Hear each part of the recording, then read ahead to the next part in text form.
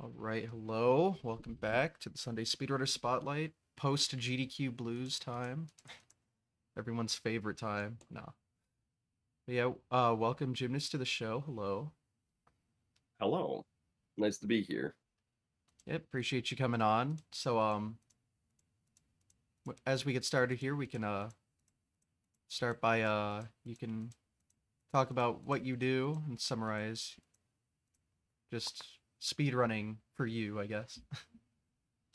Yeah, so um I primarily speedrun 3D Zelda games, so, you know, anything from Ocarina of Time to Tears of the Kingdom, more or less, that is not a 2D entry in the series. That's more or less what I've been doing for the past 11 and a half years as far as internet content creation goes. Um, and I don't know. I guess it's just something that I began doing and never really got bored of. Like, even today, it's still fun to pick up, a 3D Zelda game and speed run it. There's Um, plenty of content there, that's for sure. yeah. um, it definitely helps that over the years, I I didn't really stick to a single game. Um, I guess I sort of just naturally had this idea, or I guess had this mindset that I should learn to speed run, all the 3D Zelda games. And so it sort of got to a point where, if I get bored of one game or burnt out on a game these days, I can just switch to another game, and then, you know, we don't get burned out like that because I'm not really attached to a single game. It's a good approach to it. Yeah, I know a lot of people that just have their one trick pony, I guess. I'm kind of like that, so it's hard to branch out when you're so good at one thing in particular. So when you kind of start off by branching out, I guess it helps a lot. Yeah, it's definitely very hard if you get stuck with a single game, or not like stuck, right? But Hmm. you get well known for a single game, and then when you want to branch out, you have to deal with the expected drop in viewership, uh, and understanding that it'll take time for you to get good at other games, since most games require a pretty decent amount of effort to get good at when it comes to speed running. So it's definitely a very hard thing to do, and I'm glad that I somehow just, I guess, by uh, I unknowingly at the time for myself kind of avoided that by learning like a bunch of different games when I first started out. Yeah. Starting about or speaking of starting out, I guess we can begin the timeline process by the obvious first question of what got you into it and what'd you start off doing. Right. So I guess before I get into like speedrunning itself, I have to, I guess, briefly talk about how I guess first got on the internet in general. So like most 12-year-olds, right? Uh, I first began using the internet as as a facility to help me play Minecraft, right? Um, Fair enough. so uh, I played Minecraft, when I was like 12, 13, 14, as children of that demographic do. Um, but I was also very passionate about Zelda. I thought that Zelda games were really cool. I joined like a bunch of various different Zelda themed Minecraft communities, all that kind of stuff. Um, and eventually, one of the friends that I made in that community just like randomly one day was like, yo, I saw this like really cool streamer doing this thing called a speed run that was really awesome. We should try it out. And at this point, I sort of like vaguely knew of speedrunning. It wasn't something that I like tried to go out of my way to ever see, but I knew of the notion that it existed. But I had this, I guess, assumed mentality that speedrunning was something that was extremely hard to do and not something that I would ever be good at. Most people have that like thought at the start, but you Right. learn Because quickly I that it's mean, untrue. yeah, it is something that takes effort, right? But it's not Yes. impossible. It's very far from impossible. And you never Um, have to be a top level player either. As long as you're doing it for fun, it doesn't really matter. yeah. Um, so at the time, the speedrunner who my friend saw uh, speedrunning Wind Waker was Narcissa Wright. Hmm. Um, and so one day, me and him sort of just began like going through the game and trying to learn the strategies that we saw Narcissa Wright do in her speedruns. Um, and that's basically how I first began uh, my speedrun journey, right? We essentially learned what's referred to as the Master Sword category in Wind Waker, where you just go from the beginning of the game to getting the Master Sword. And back then, that category was a pretty decent length. It was about 2.5 hours, uh, versus today where it's like an hour and 15 minutes. um, so that was where we started out. At the time, there was a pretty active racing scene for Wind Waker. Like there were essentially like Master Sword races happening like every day or every other day, and I quickly became like very invested in joining and being a part of these races, just because I thought it was very fun. Um, and of course, it was just a great what I didn't think of at the time, but it was really good for was just getting a lot of practice in essentially for the game. Yeah, It no was resets help a lot. yeah, it was no reset. The mentality at least of the people in the races was you should try to play to the end if you can. Um, and for each of those races I did play to the end as best I could. I think I don't remember if I don't remember what the first race I forfeited was, and this of course was on speedruns live back in the day.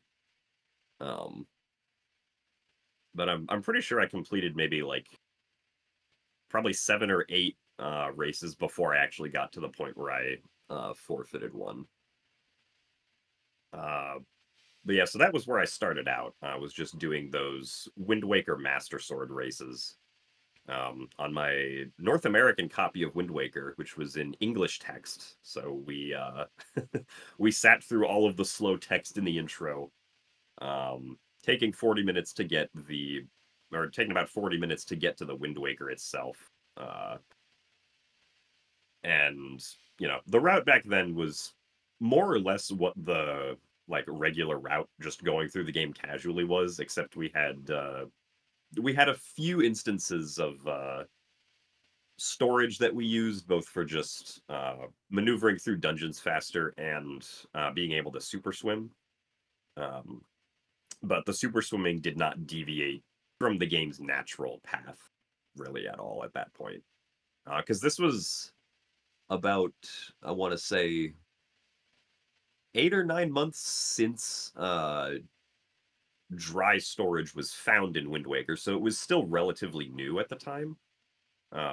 Not all of the uses for it had been well figured out because it's 2013. The best you'll be able to do as far as like research into speed runs go is just try things out in the game yourself, or maybe if you're really knowledgeable, you can use Cheat Engine and Dolphin to try and reverse engineer the game a little bit. I wonder Um, how good Dolphin was back then. I didn't start using it till like 4 years ago. yeah, I don't remember it being too bad. At least for Wind Waker specifically, it was usable from what I remember. That's Um, good. but it wasn't something that I started using for a bit. Um, Mostly because there weren't really any tricks in Wind Waker, or at least in the Master Sword category at the time, where like if you wanted to practice the trick, it would take like like you would have to go back to some specific spot to practice the trick once. Like every trick you could just kind of load up a save file and practice over and over again without needing to like uh do some sort of like annoying setup or transportation in game to like get to the spot where the trick was or something. So there was never really a reason for me to think that I needed to like, use emulator save states for practice or anything like that. So you said dry storage. So I'm a very noob when it comes to this stuff, so I'd like to learn more about it. Yeah, well, so I guess do you know what storage is? I Um, have an idea. okay, yeah. Well, so it's the glitch that allows you to super swim. I've definitely And seen some super swimming. yeah. Um, so I mean, storage itself is a very weird glitch. It's basically it's a desync internally within the game on certain parts of the game thinking that Link should be in a cutscene and certain parts of the game thinking that Link is not in a cutscene. Hmm. So if you get storage and then enter a cutscene, like you might be able to control Link and like move him around while the cutscene is happening, right? Or the cutscene might just get canceled altogether, depending on what the cutscene is. But basically, the first iteration of storage that was found using forest water, which is a specific kind of water that you can put in a bottle in Wind Waker. And forest water is special in that it expires and becomes regular water after 20 minutes. So Hmm. it has a timer that's running in the background, and when forest water expires, the game will pause itself and bring up a text box saying that your forest water has expired. Now, for whatever reason, that text box itself is very glitchy. There's a bunch of really weird stuff you can do with it. Um, and one of the things you can do with it is you can pull out the Wind Waker on the frame that the text box comes up, and then cancel the text box, cancel the Wind Waker, and you'll be in this weird cutscene desync state, which is storage. Um, Now, so that was found in 2010. Uh, but despite the fact that the storage glitch itself was soon figured out to be useful, it wasn't really useful for runs because to do it once, you had to collect forest water, which you could only get at one specific area in the game, and then wait 20 minutes to use it. And then hit a frame So, perfect input and then after hit a 20 frame minutes. perfect input. That's Yeah. crazy. Um, well, so thankfully, like you can use the menu to check what the timer on the forest water is. So what runners would often do is they would, for the one instance that storage was used in the run, they would uh, like check the timer, and then when it was at like 3 or 2 seconds left, they would save the game, and then they would attempt to do storage. If it Mhm. failed, they would reload their save, try it again until they were able to get it. Also, I guess I should tell the viewers that I am sick right now, so I will be coughing occasionally. GD flu every The time. GD flu, yeah. Um, but yeah, so that back then was just called storage, or I think it was maybe more specifically called forest water storage. But in 2012, there was actually a new discovered method of being able to get storage, and all that was really required to get storage in this new method was a trick called a Wind Waker dive. Um, And a Wind Waker dive is basically just any way that you're able to pull out the Wind Waker and get into like the music playing state while Link is falling down. Hmm. Um, so the known way in or the way that was figured out early on that you could do this was by essentially pulling out the Wind Waker while on a slippery slope would allow Link to fall down while playing the Wind Waker. Now, Wind Waker dives were actually discovered even earlier than storage, but the key piece of information that wasn't figured out for a long time because it's no like this isn't something that anyone would ever think would do anything, right? Is if you do a Wind Waker dive and then land on solid ground, and on the exact frame you land on the ground, try to cancel the Wind Waker and put it away. Um, the game will stop the cutscene state of Link having the Wind Waker out, but Link will still be in like the animation state of him having the Wind Waker out and you being able to cancel it. Hmm. So if you cancel that, that new state where like the camera isn't in a cutscene, but Link is still in the Wind Waker swaying animation, that also causes storage to occur. Um, so now we have this new method of doing storage, which is you basically do a Wind Waker dive anywhere that'll land you on solid ground, and then frame perfectly cancel the Wind Waker as you hit the ground. Um, and then you just cancel it again, and now you have storage, and you can do it anywhere that you can Wind Waker dive on solid land. And so this, for a little bit of time, was referred to as dry storage because it did not require getting the forest water, Hmm. which is wet, I guess. I see. Yeah. Nobody calls it dry storage these days. It's just storage. I see. Well, I mean, gotta love frame perfect inputs. At least you don't have to wait 20 minutes now. That's always good. Yeah, don't have to wait 20 minutes. Thankfully, there was also a new method discovered for being able to trigger a Wind Waker dive that did not require a slippery slope, Ooh. which is that if you climb up a ledge that has like a wall close behind it and then pull out the Wind Waker within like a 2 to 3 frame window, Link will actually turn around and fall off of the ledge that he just climbed up. Hmm. Because the camera tries to turn around to not like be out of bounds inside the wall, basically. It's the game's way of trying to make sure the camera doesn't go out of bounds when you're playing the Wind Waker. Well, gotta love when it's not frame perfect. Yeah. Any setups Well, that yeah, make it so easier. yeah, so the Wind Waker dive itself is not frame perfect, but Yeah. the canceling of the Wind Waker to get storage is frame perfect still. Mm-hmm. Yeah, But got it's it. not like really a huge deal because like you can kind of just most storage spots you can just retry over and over again until you get it like every few seconds. Oh, that's So not bad at all. yeah, Like they don't need there to save and are quit and re yeah, go you into don't the have to file. save and quit or Okay. anything. I mean, there are some spots that are annoying to retry just because like sometimes the only available option is to do like a Wind Waker dive from somewhere kind of high up, and then you have to like traverse back to get to that high area to do it again.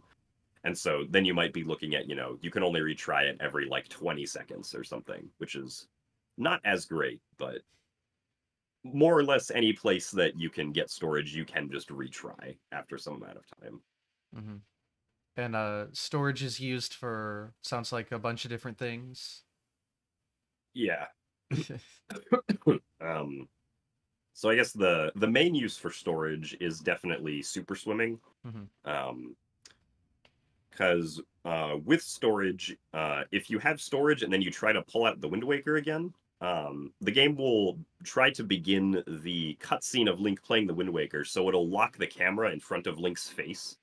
Um, but Link won't go into the Wind Waker playing state. You'll still have control of him and can move him around while the camera is just locked onto his face. Um, but the camera here, when that happens, is very special because basically, regardless of what direction Link is facing, the camera is gonna immediately prioritize always like viewing his face from the same angle, right? So if Link turns around, the camera will also snap around with him. And that allows for the glitch of super swimming because when you're in water in Wind Waker and you turn around, Link turns around completely in just one frame, right? There's no like turnaround animation or everything. It's just face this way, face that way. And when you turn around in water, the game actually subtracts a value of 3 from Link's calculated speed, right? So if Link's speed in the water is 0, like he's just resting in the water, and then he turns around, his speed actually becomes -3, which means that he's moving at 3 units per frame opposite of the direction that he's facing. Um, Now, the game doesn't have, or the game never tries to cap how low Link's speed can be in water.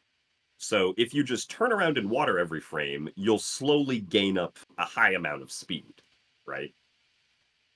Sounds a lot like BLJ's, just not exponential growth. Yeah, so it's linear growth. Hmm.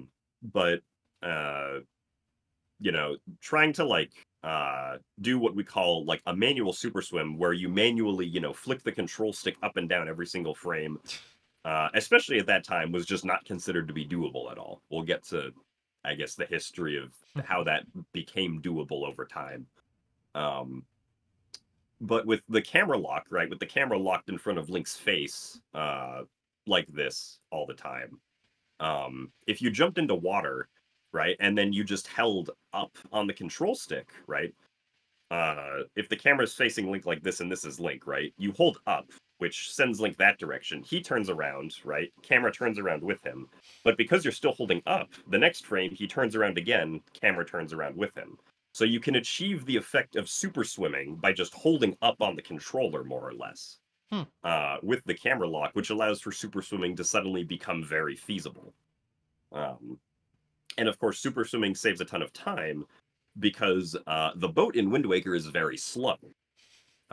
It is much faster to super swim across the entire ocean than it is to sail across the entire ocean.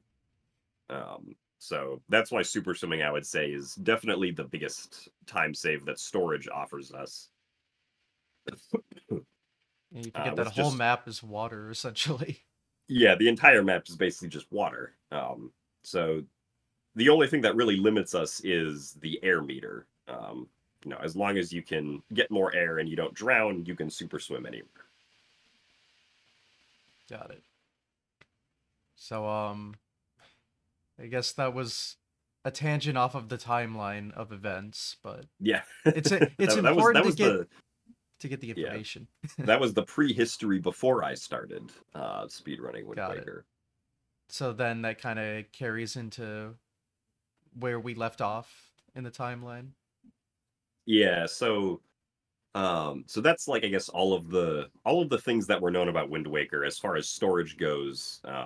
When I started, of course, there was also chest storage, which is the glitch that allows Link to essentially climb up walls and like jump out of bounds very easily. Used for maneuvering through dungeons faster and also like a lot of boss key skips. Um, but the super swimming is definitely the one that saves more time than that. Yeah. Um, So yeah, I guess now where would we be? Like summer of 2013. I kept on speed running Wind Waker, just Wind Waker more or less, for I think probably a couple of months, uh, and eventually I got into running any percent, which at the time was about 5 hours long, Hmm. um, which is quite the hefty speed run. But I mean, you know, I was at the time I was 15. It was summer, so I had a lot of free time. Fair enough. Um, yeah, like I remember a bunch of the other people who enjoyed like doing Wind Waker any percent races were some people who lived in Europe, Hmm. and so I remember there were certain days where I would like I would wake up at 5 a.m. to like do the any percent race with them. um, I admire the dedication. yeah, I uh, No, and then eventually it would be like 10 a.m. and I'd be like, well, I already did my Wind Waker race for the day, and it's only 10 a.m. Hmm. But yeah, so I got into any percent. I also eventually ordered the Japanese copy of the game, which was and still is the fastest version, just simply due to the text speed being a lot faster. Um, and then I also want to say, and this happened a very long time ago, so I don't remember the exact order of things, but I want to say it was um around like the summer/fall of 2013. I also began dipping my toes into um Ocarina of Time any percent and also Skyward Sword, the Skyward Sword harp category. So we're now adding two more 3D Zelda games to the roster. Um, and so I remember, like Ocarina of Time, any percent, even back then, was very short, right? It was like Hmm. a 25-minute category, I think. Um, because it was like the old like Ganondorf route. I don't know if you're familiar with that at all. Um, Um, Probably not as much as many, but I mean, it's OOT. You hear a thing or two yeah, after a so while. basically, yeah, it was basically just like, you go get a bottle from Kakariko Village, you come back um to Kokiri Forest, and you wrong warp from the first dungeon to the last dungeon. Hmm. Um, Frankly, it's quite a miracle that that even works at all. I don't know how exactly the stars were aligned to make that one happen, but they were. So uh, that's just what the OOT any percent route was for a very long time. So that one didn't take a whole lot of time to learn, because a lot of the time learning that category was just basically um, trying to get consistent at doing the wrong warp setup correctly, because at the time that was the most complicated part of the run. Um, so that didn't take a whole lot of time. Skyward Sword, I remember taking a little bit because it was naturally a lot longer. The harp category, or at least the any percent category at the time, was like a 5.5 hour speed run, Good lord. and the harp category was like an hour 40, an hour 50, something like that. Um, so even just learning, like, the harp category, which is the first three dungeons basically, was something that took a bunch of time to do. And I specifically remember, failing a lot because I didn't have, the best grasp on Skyward Sword's motion controls. That's something that definitely uh was very slow to improve upon over time, just because motion controls are complicated. Um, but so I learned Ocarina of Time any percent, and also the Skyward Sword harp category. Was not very good at either of them because I had just learned them. But I stopped both of those in September of 2013 for the time being, because there was a new 3D Zelda game coming out, which was The Legend of Zelda: The Wind Waker HD, um, which came out in September of 2013. Um, of course, it's a remake of the original Wind Waker. I had been speedrunning the original Wind Waker a lot, so I was like, "Oh, hey, you know, let's see what Wind Waker HD has to offer," right? Um, so Wind Waker HD comes out, um, and uh, when it first comes out, obviously the very first thing that people test is, does storage work? And the answer was no. Of Storage course was not. patched out. There was no more storage.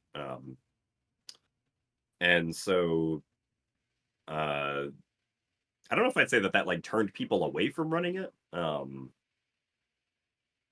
because due to the game's quality of life changes, storage being gone didn't really make the game that much slower. I think the Really? any percent speed run. See what was the time difference? I'm actually not sure. Was it? Was it? I think it actually, if I'm remembering this right, I think it became faster than. Or no. Okay, I would probably have to look at the speedrun.com history graph to remember this, but that even despite the fact that storage was gone, there were a lot of quality of life improvements in the game that made it similar in time to the original game's speedrun, right? Like the text was a lot faster, because it's on the Wii U and not the GameCube. Loading is faster. Um, you also, are able to equip items on the fly on the gamepad, so you don't have to pause for any of that. And the big thing that the developers actually did is they significantly shortened the Triforce quest in the game. Um, I believe the Triforce quest in HD at the time was like 15 minutes faster than the Triforce quest in the GameCube version. Um, because one of the complaints about the original game was that the Triforce quest was like way too long and way too tedious. So I guess the devs took that into account, and significantly shortened it, so that it just wasn't as long anymore. Um, so because of all those things, the time of the run was not that different from the any percent run for the GameCube version. And so I more or less switched to basically running Wind Waker HD when it came out. And very quickly, I was the one who essentially had the any percent world record, right? Um, like I think I want to say the first completed run that I did was an any percent record at the time on like the second day that the game was out or something. Um, and just kind of, slowly whittled down the time. Um, of course, at the time, Narcissa Wright was still active speedrunning.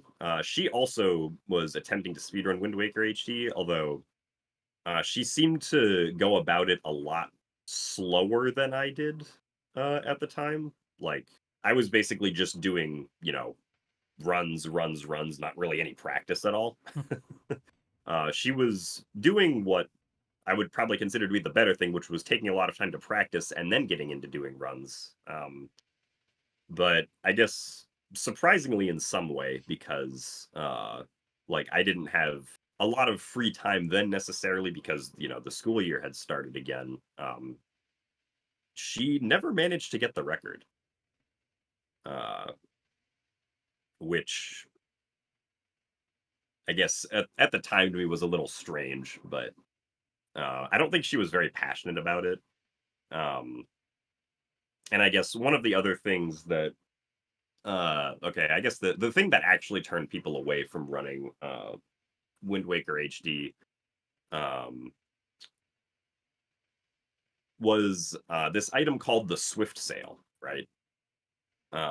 So in the original Wind Waker, the sail and moving on the boat is very slow. And this was a common complaint from, a lot of people who played the game. Probably something the developers, heard a lot of. So when Wind Waker HD came out, they added in a new item called the Swift Sail, which is a sail that moves you on the boat twice as fast as the normal sail, right? So sounds like, oh great, we'll get this item for the speed run, and then we won't be sailing around for as long. The problem for the speed run is the Swift Sail is located in what's called the auction house, and the auction house is basically like this mini game of sorts where like various items will appear for auction that you bid against NPCs for.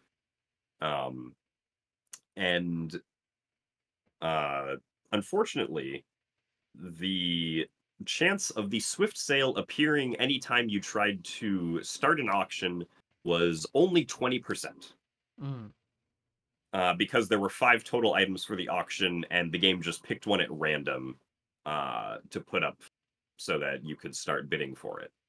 So the speed run essentially was you would go through the game, play for like almost about an hour, Oh no. because you couldn't start an auction before that point because you had to beat the first dungeon before the auction became available. So the speedrun was, okay, let's go through this first hour, which is kind of boring because it's kind of just a lot of cutscenes and like rolling from place to place. And then you get to see if you lose the run to the auction or not. Because each retry at the auction takes about 45 seconds. So every time you don't get the Swift Sail in the auction, you're losing 45 seconds. So that quickly became a thing that turned people away from the run because it's like, well, I don't want to play for an hour and then just have my run get lost to RNG, right?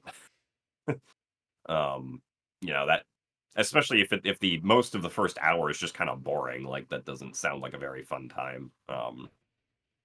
But despite that, I kind of kept with it, pushing through sometimes the bad RNG, and having to reset a lot due to that.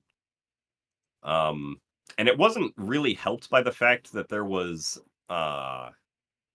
another section of the run that, if you wanted to roll the dice on even less RNG odds, you could try to roll the RNG dice for a 12.5% chance at a 1 minute and 45-second time save. Hmm. Um, so there's a point in Wind Waker where you get a song called The Ballad of Gales, which allows you to warp around to different parts of the map so you don't have to sail literally everywhere, right?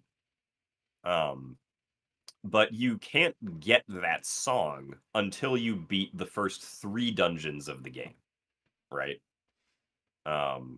And there's one section of the game where you have to sail basically across the entire ocean, all the way from the top of the map to the bottom of the map. That's just the route that the game wants you to take. There's not really any getting around that. And now with the Swift Sail, thankfully this doesn't take forever, right? Doing this takes about 2 minutes. But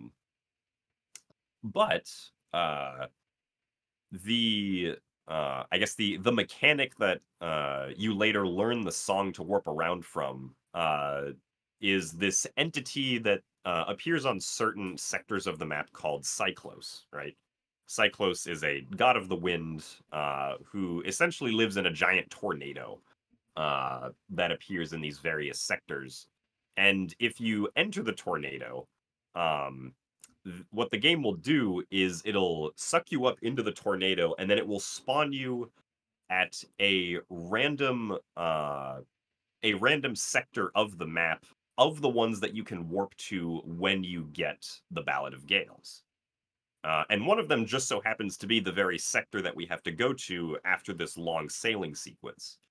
So basically what the strategy was is you would essentially enter this tornado at a convenient spot where it was on the overworld for us, and then just hope that it happened to spawn you at the correct ocean sector for where you wanted to go. What And fun. the chance of that happening was 12.5%. So when you take into account, the 20% chance of getting the Swift Sail first try with the 12.5% chance of getting the Cyclos Warp, that results in there being a 2.5% chance that you get perfect RNG. Sounds fun, right? Oh yeah, my favorite. um, so that was kind of what turned people away from running Wind Waker HD at the time, or at least like quite a lot of people was just like, all right, well, I mean, like, you can start speedrunning the game, and, when you first start out speedrunning, those time losses won't matter a whole lot, but if you want to eventually grind for a good time, it is just going to be RNG fest at the end of the day, right? Yeah. Um, and, like, even if you get a run that gets, that rare 2.5% RNG chance, you then still have 2.5 more hours of run to do. So, obviously at that point, you get very nervous because like there are still a few difficult tricks that you have to do in the run, and obviously you don't want to, you know, I guess waste the good RNG that you got by, failing some random side hop in a dungeon that you're supposed to do to save time. So it wasn't really people's cup of tea. Uh, but I guess that didn't deter me. I think definitely at the time I was very like when I started speedrunning the game, right? It had just come out, and um like there were, a few different people trying to speedrun it, but because I had previous experience with the original Wind Waker, that translated over very well to the remake. And I also like adapted to, the differences that the remake had pretty decently. Um, so I was able to hold on to having the world record for a pretty decent amount of time. And, especially back then, because that was my first experience having world record, I, mentally tied my identity very close to having that world record, which gave me the motivation to keep on pushing for a better and better record, right? Um, because, I mean, at the age of 15, right? Why wouldn't you identify with, doing cool video game thing? No, it makes sense. At least it led to motivation. It can usually Yeah. lead to other things. So Um, that's Wind Waker HD, huh? yeah, so that was the start of Wind Waker HD. So I think I played Wind Waker HD for about 4 or 5 months, just basically continually grinding the any percent category. And um, I think I got it down to like I want to say a 4 hour, 3 minute time before saying like, okay, this is where I'm gonna put this is where I'm gonna stop for now. Cause like at that point there was basically nobody else speedrunning the game. And I didn't feel like at the time my identity of having world record was under any threat, right? Um so I believe after that I transitioned into um learning the full game speedrun for Skyward Sword. And this would have been about January of 2014, I believe. Um, You mean 5.5 hours of motion controls? yes, 5.5 hours of motion controls. I specifically remember that I did my first full Skyward Sword any percent speedrun on a day after I came home from school because of the fact that I knew that my parents were going to be gone for the night and I didn't want them to like randomly try to whisk me away to do something. Um, so that was like, this is the perfect opportunity to do this uninterrupted 5.5 hours. Or at the time, it was my first Skyward Sword any percent speedrun took 7 hours and 40 minutes, I believe. Whew. Um, because my strategy going in was I didn't have a strategy. I'd only played harp up until that point, and I had not done the rest of the run at all. So I did what I knew for harp, and then basically learned the rest of the run on the fly. Um, which is why it then took like 5 hours from the end of the harp category to actually being able to complete the game. Um, but I mean, it was a good experience. I had fun. I was excited to like practice a few things to get my time lower. Um, Thankfully, like Wind Waker, there wasn't really a whole lot, or there wasn't really anything in Skyward Sword that was like annoying to practice in any way. Um, like a lot of stuff you could just load up save files to practice pretty easily. And thankfully, like the Wii has its like own built-in save manager that Hmm. the community had, created a repository of save files for that could be used to like practice certain segments of the run, which was very nice. Um, so I was able to, slowly but surely practice the things that I, you know, I didn't really have as good a grasp on, just learning them once during that run. And slowly got better and better. Eventually also ordered the Japanese copy of Skyward Sword, since the Japanese copy of Skyward Sword saved like I think it was 12 minutes over English Holy shit. uh, in the any percent speedrun, just because the text was so much faster. And eventually got like all right. Um,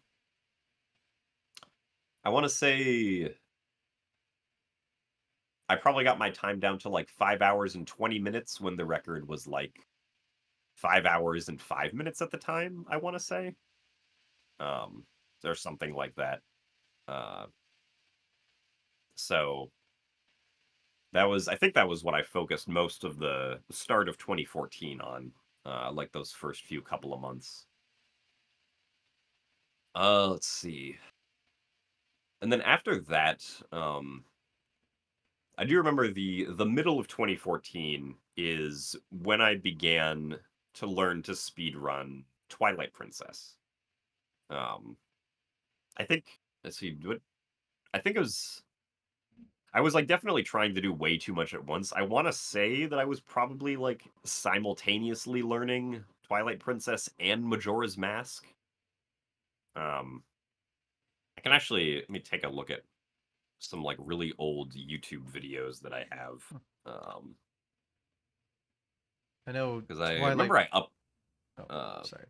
sorry, what was that? I was just gonna say I know Twilight Princess is an interesting case given that you have the GameCube version and there's the mirror mode Wii version, and then I don't know how that adjusts to speedrunning. Like, do you Oh just do the yeah, fastest version, or are they like considered separate because it's very unique the way they handled that. yeah. So, um, okay. So looking at my YouTube upload history, I uploaded my first Majora's Mask any% speed run on September 21st, 2014. So that didn't happen until the later half of 2014. Um, so and then I guess let me search highlight princess.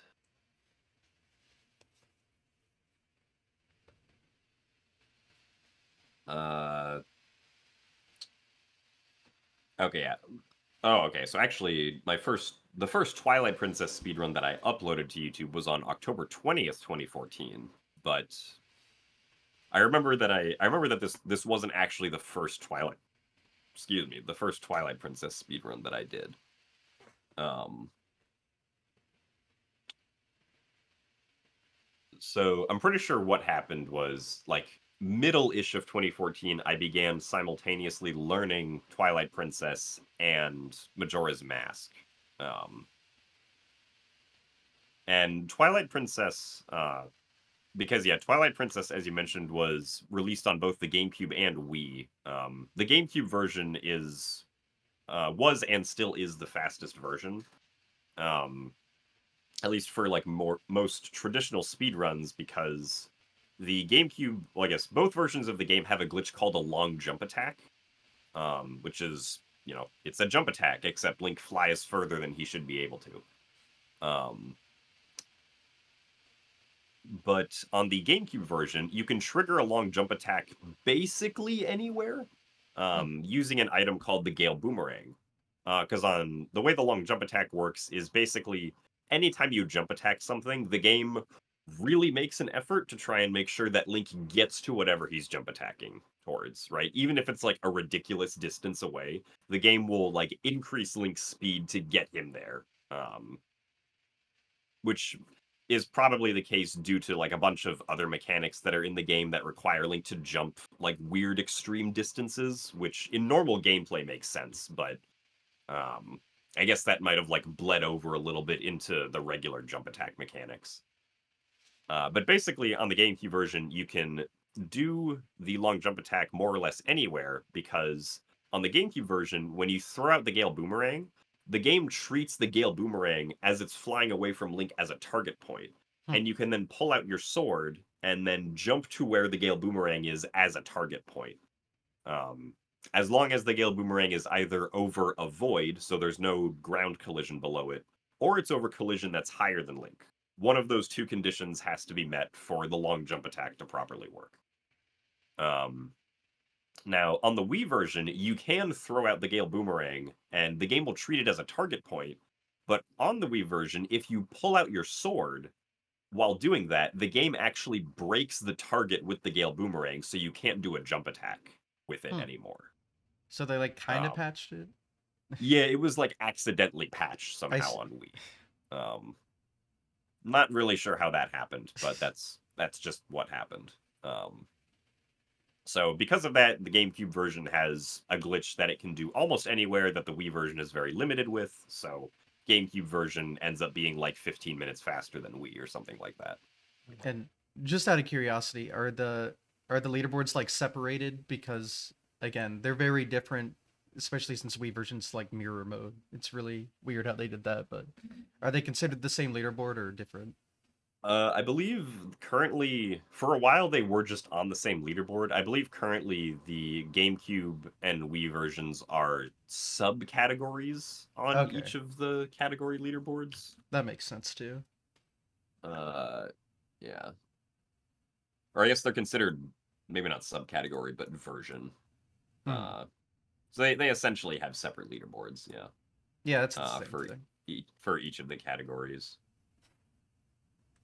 Yeah, I've just always found it funny that the Wii version they just mirrored everything, so Link's right-handed now, and motion controls are more make More sense to the average intuitive. person. Yeah, Yeah. it's I such mean, a yeah. silly way to do it.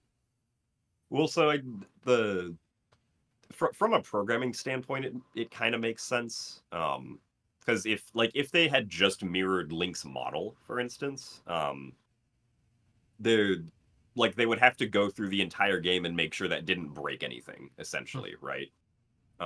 So what instead they decided to do was they essentially just reversed like the viewport axis along which the game draws like the screen or Hmm. draws like the world that you see, right?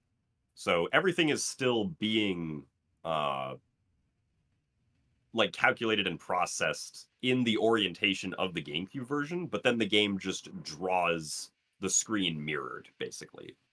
Okay. Um, and then, of course, left and right on the control stick get reversed as well to account for that. And obviously, it's not drawing the UI Hmm. mirrored. So, but like programmatically, that was about the simplest thing they could do to also make sure that things did not break, right? That's fair, I guess. Does it like affect? Is there like text on the map that gets mirrored incorrectly or something because of that, or do they like make sure that doesn't happen? Um, I actually don't know. I mean, all of like the readable text um is still readable, right? Okay. But I mean there might be like, Hylian characters somewhere that are mirrored or Okay. something. But yeah, the important things are Yeah, everything that's unaffected. readable is Okay. not mirrored. Yeah. Got it. I forgot they have their own text in those games. Yeah, the Hylian alphabet. Mhm. Every franchise has got to have something. If it's, not regular, I don't know, fantasy or sci-fi or whatever, they all have their alphabets. Yeah. um but yeah, so that's why the GameCube version is faster. And because I had played casually on the Wii version, I did get tripped up a little bit when first learning, but eventually reoriented my expectations to be for the GameCube version. Just play with a mirror. No. Hey, just couldn't just play with the mirror, yeah. Um, and then I'm pretty sure at the same time, if my YouTube upload history is anything to go by, I was also simultaneously learning Majora's Mask.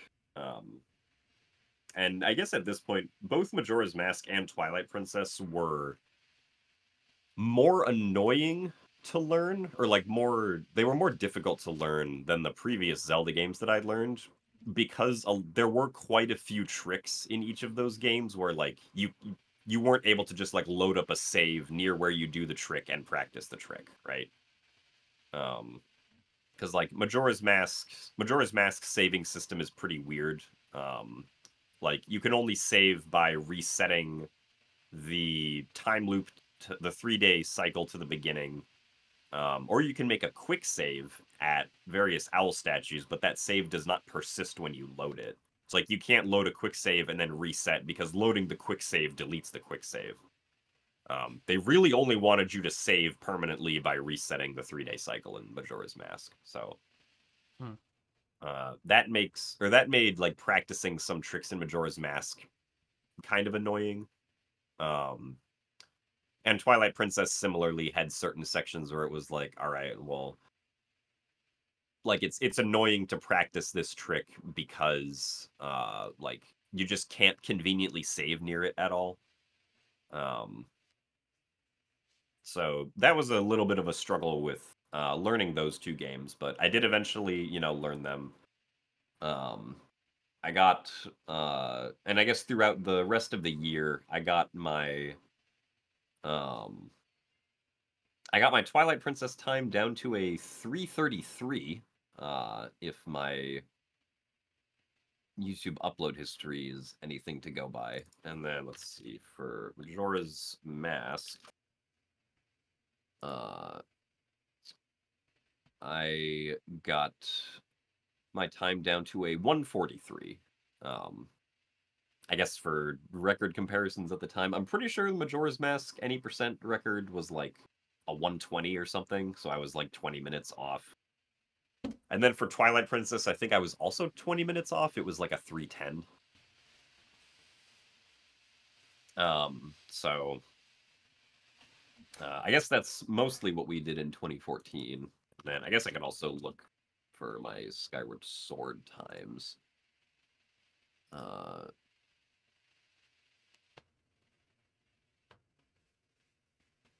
Last page.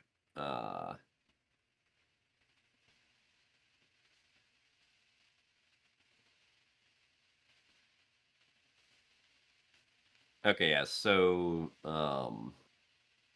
I guess it looks like I went back to trying to run Skyward Sword at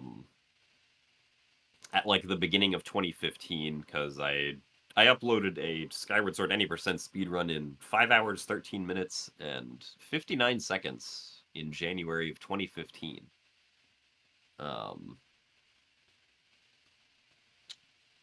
Don't remember what the record was at that time, but I was probably still like a good few minutes off, I want to say.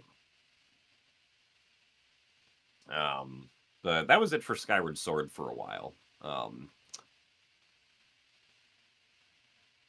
And I think probably a bunch of other games, because what happened in 2015 was another Zelda remake came out, which was Majora's Mask 3D on the 3DS.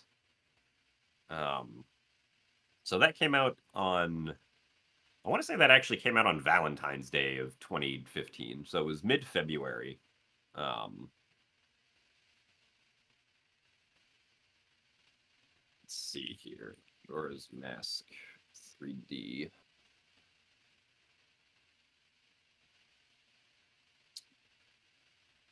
Or maybe it was.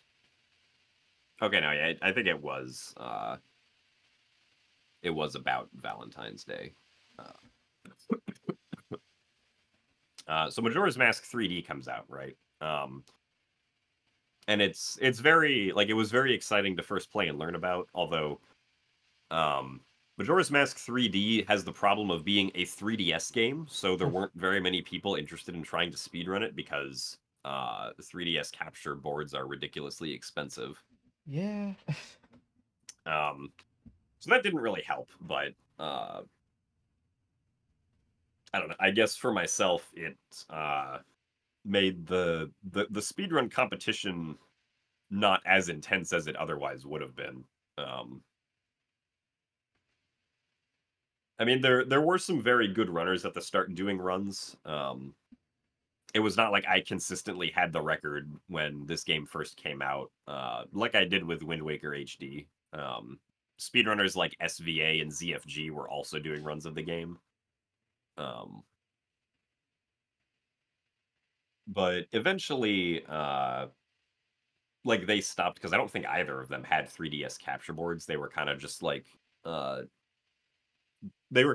posting live split segments or like taking, webcam recordings of their runs, which is obviously not very desirable.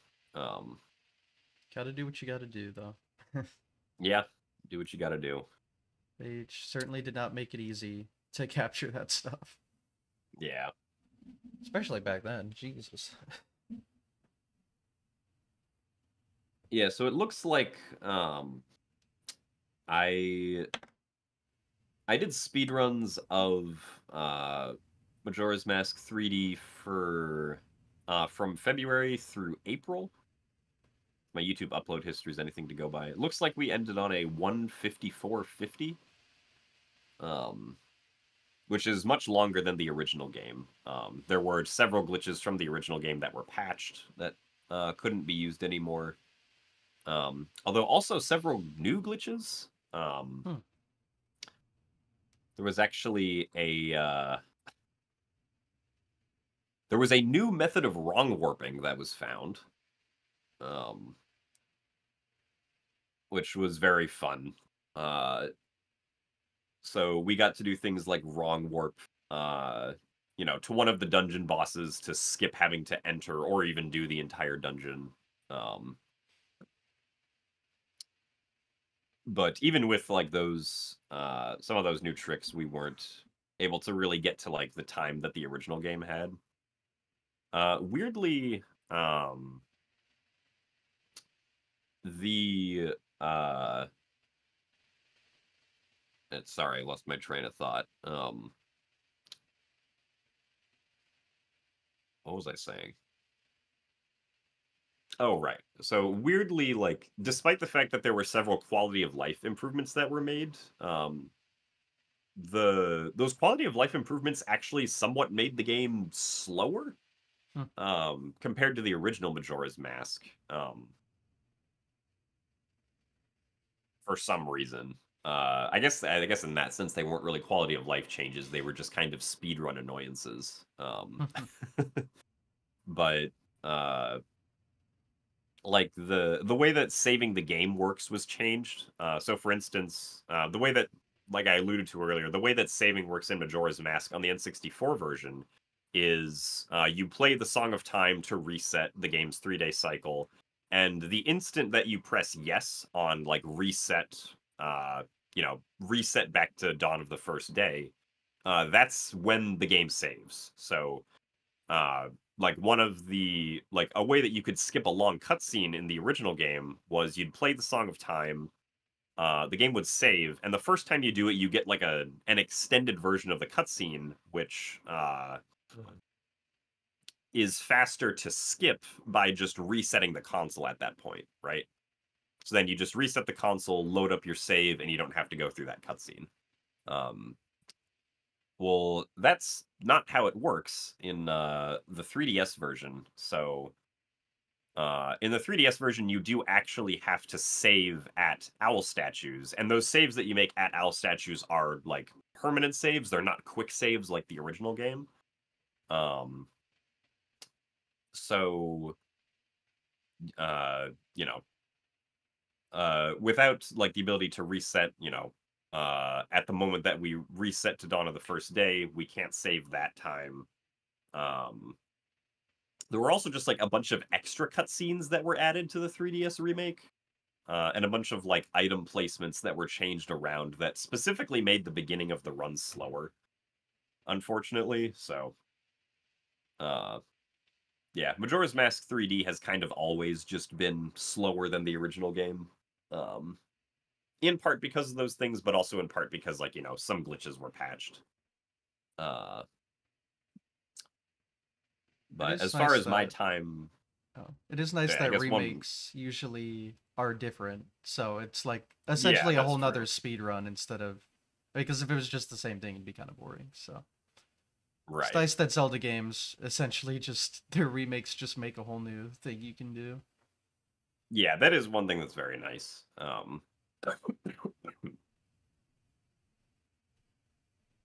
So yeah, so it looks, at least based on the YouTube upload history, I only did Majora's Mask 3D speedruns for about the first 2 months, and then I did not touch it again until 2018. Um, but I guess through the rest of 2015, let's see, what was I doing through the rest of 2015? Because we PB'd at like we'd already PB'd in N64 Majora's Mask and in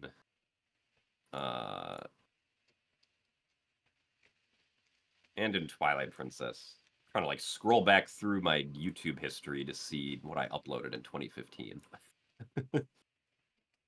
I guess one game that I haven't really talked about at all yet is the Ocarina of Time 3D 3DS remake. Because that was a game that I also sort of learned over time. I think I first learned it at the start of 2014. Because the any percent speedrun for Ocarina of Time 3D was pretty simple. It was basically just you play the game normally up until a certain point, and then you just wrong warp to the credits. So the only trick you really have to learn is that one wrong warp.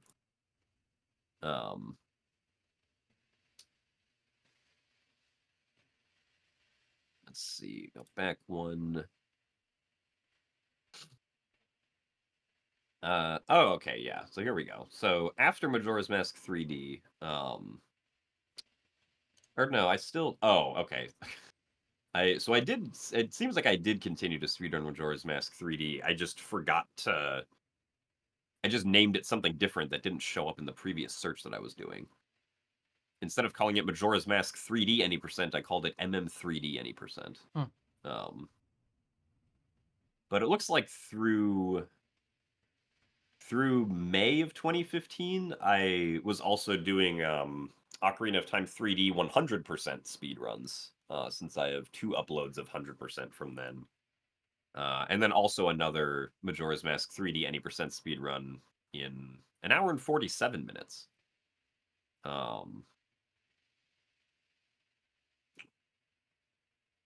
So okay, yeah, looking at this more, it seems like I was continuing to speedrun Majora's Mask 3D, just interspersed with other speedruns throughout the year. Because I have some uploads from July for Majora's Mask 3D as well. But it also looks like in the middle of 2015, I went back to Wind Waker HD in June. And I improved my 80% time to be under 4 hours. So we got 3 hours, 58 minutes, and 35 seconds. In the middle of 2015 there, which, was, at least at the time, seemed like was something that a decent amount of people were hyped about just because, sub-hour barriers tend to generate hype a lot of the time. Regardless of what they might be. In an hour's a long time. It's hard to break a new one. And so at that point, I was basically like, okay, this, unless something new is discovered in Wind Waker HD, right? This is it. We don't have anything else that we're gonna go for. And then it looks like after that point, I also did like 100%, a few 100% attempts for Wind Waker HD, which were like 7 hours long. And then eventually we got so eventually I got my final Majora's Mask 3D any percent speedrun time for like the next few years, which was a 141. That was the time that we ultimately ended on. Which I'm pretty sure was eventually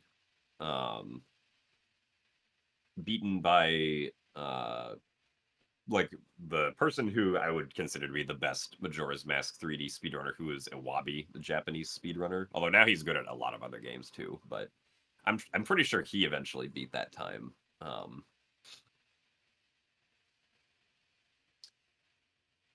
let's see, we got more OOT 3D 100% in July as well. I got my OOT 3D 100% time down to 4 hours and 58 minutes.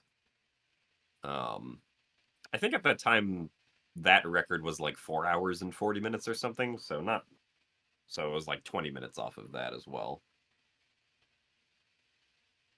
And then, so I remember there was a long stretch of time here in the middle to latter half of 2015 where for whatever reason, like whatever I was running, I just couldn't seem to get like new PBs at all. because the next time I actually uploaded a PB of any sorts was in December of 2015.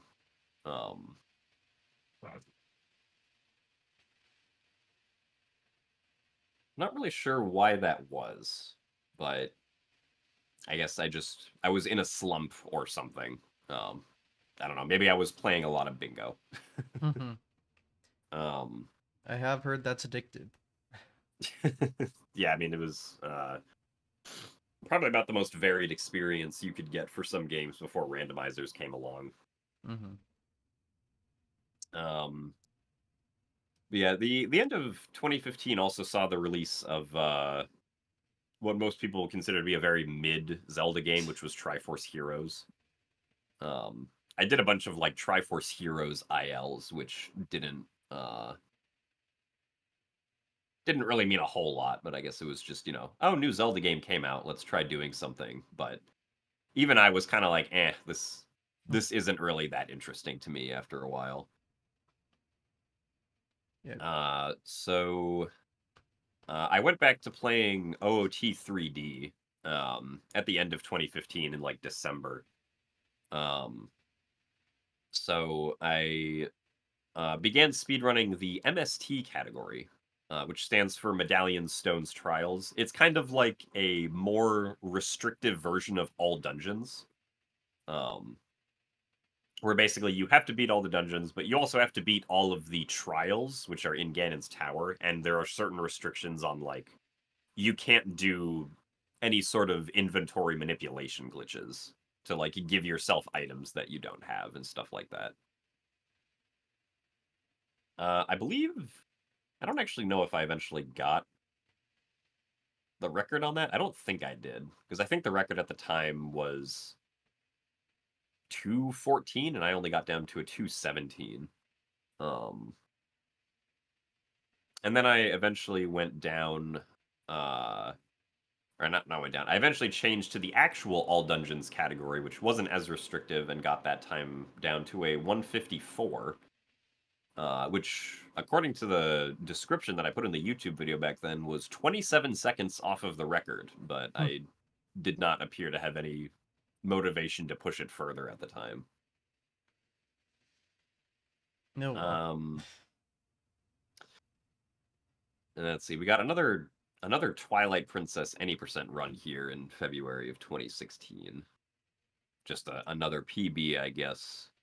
If we go back a previous page, oh, that's right, yeah. So in 2016, another Zelda remake comes out, Twilight Princess HD. Um,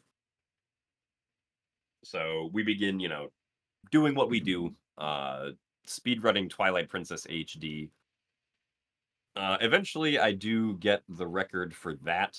Um, Although it did take me uh, about a month after the game came out to get it, because unlike Majora's Mask 3D, where it was on the 3DS, Twilight Princess HD was on the Wii U, which at the time, a fair number of people had. Hmm. Um, and could be easily captured and streamed and all that stuff. That's good for speedruns. Yeah. Or that's good for like giving people motivation to speedrun, I suppose. So there were a bunch of people who were like very familiar with the GameCube version who had decided to also run TPHD. So they had the records before I did. Um, and then it looks like eventually I got my time down to a 349. Which I think stayed the record for at least a little bit. Um, don't know when that was beaten. I think it might have gotten beaten probably when the Epona seam clips were found. I think, which is what made TPHD faster, because that allowed for completely skipping Goron mines. Although I didn't actually speedrun TPHD during that time, so I don't actually remember a whole lot about that. Your camera died on me. I don't know if Oh, that's Discord or not. it's still showing it for me. I can try turning it on and Heck. off again. Well, that's not good.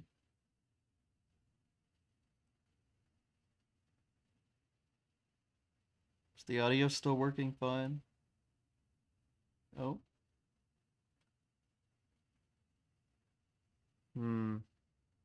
One second. That's weird. My internet's not messed up right now.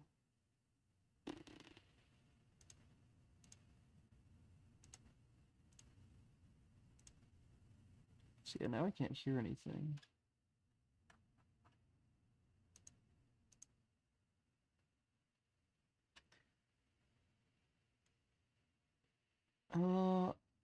Guess I'll try a rejoin. Oh.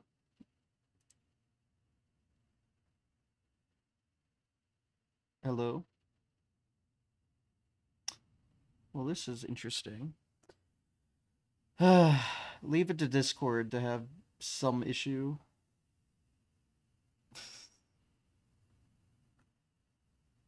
The classic. Alright. That's what it is. God. No, it's the it's Discord. What fixes the RTC connecting bug? I know there's a fix for that. I just forget what it is.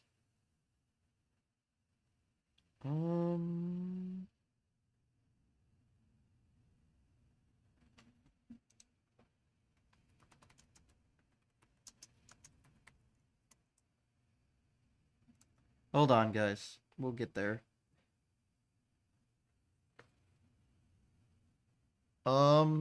Yeah, there's like I've seen that RTC connecting bug before. There's a fix for it. I'm just blanking on exactly what it is. Here, we'll try this. Okay, I think we're good. Yeah, okay. Now we're good. All right. Yeah. Yay, we made it. Classic Discord shenanigans. Hello. All right, let me get this all hooked back All right, up so again. I guess what was the last thing you heard me say? Good question. I got distracted by. Oh, let me make sure oh, there we go. Had to make sure I got everything back up and working. Crisis averted. Yes. Yes, I was talking about like Twilight Princess HD. Yeah. You just mentioned something with Epona, like a new glitch that's exclusive to that version.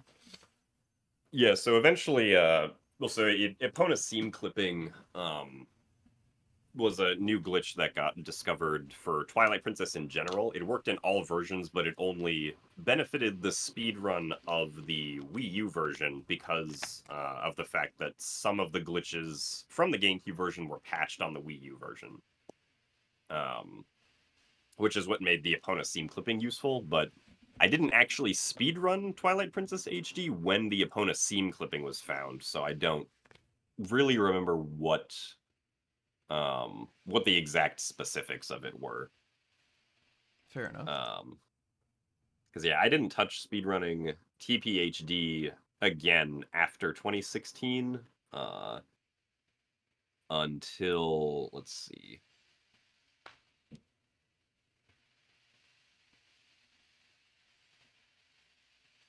quite a long time. I think it was like, yeah, it must have been 2019 when I actually touched it again. So I see no uploads of TPHD here going back or going forward through the next few years. I forget because the Wii U's the Wii U, but it was actually like a really good Zelda console. Yeah, it was. Had like all the remakes and then obviously the virtual console for some of the older stuff. Yeah, like the gamepad is like, you know, it's pretty neat for being able to equip items on the fly during speed runs. Unfortunate that if those games, or not if, when those games get remade again, they're not gonna have that functionality, unfortunately. As we know right now. as we know right now. Yeah, I mean, Nintendo Hmm. likes to innovate, so Yeah, we'll we'll see what see. happens.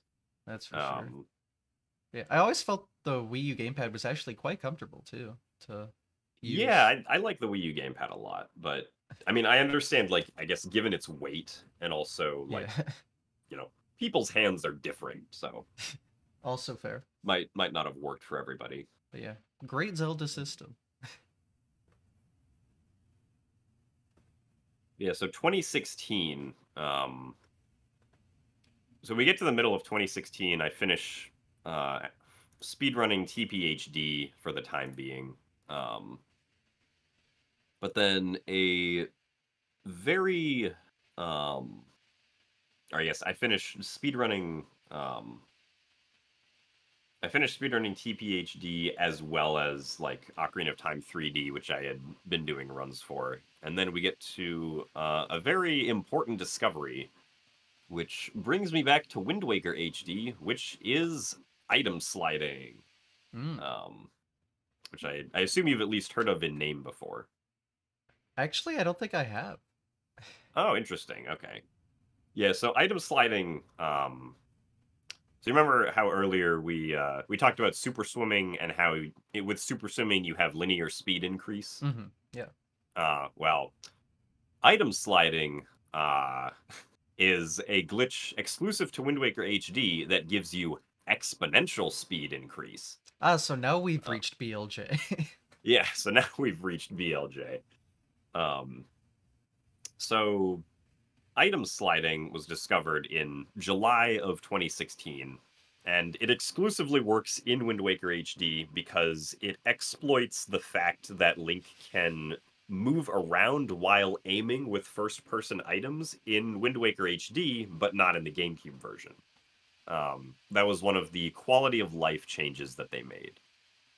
Which, as a quality of life change, it like aside from the item sliding implications, it is very nice being able to aim and move around at the same time.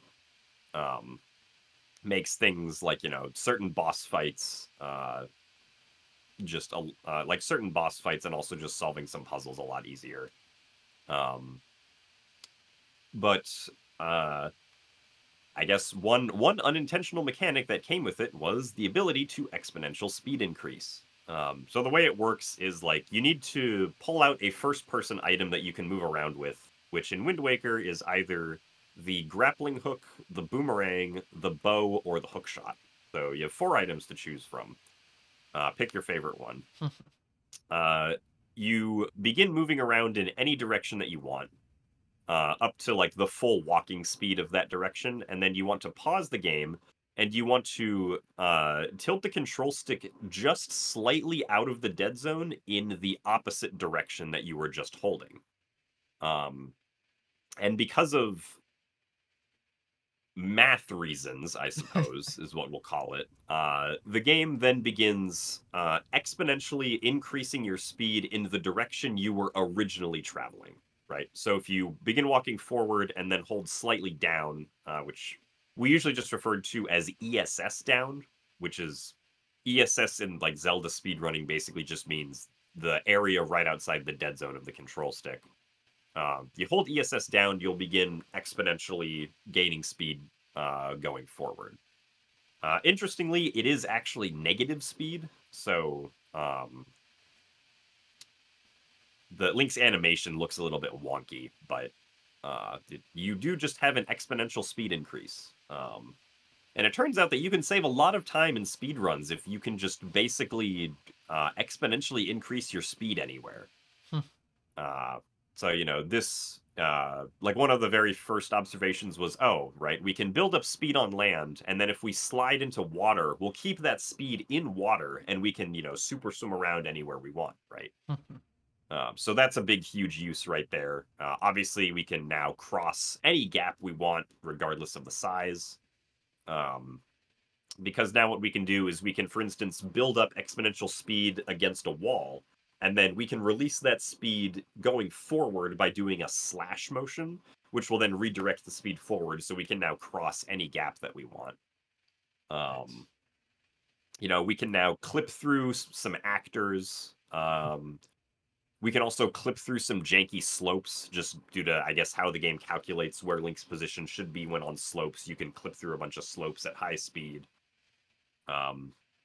So, overall, very big find. Although, uh, we still had to go through a lot of the game, right?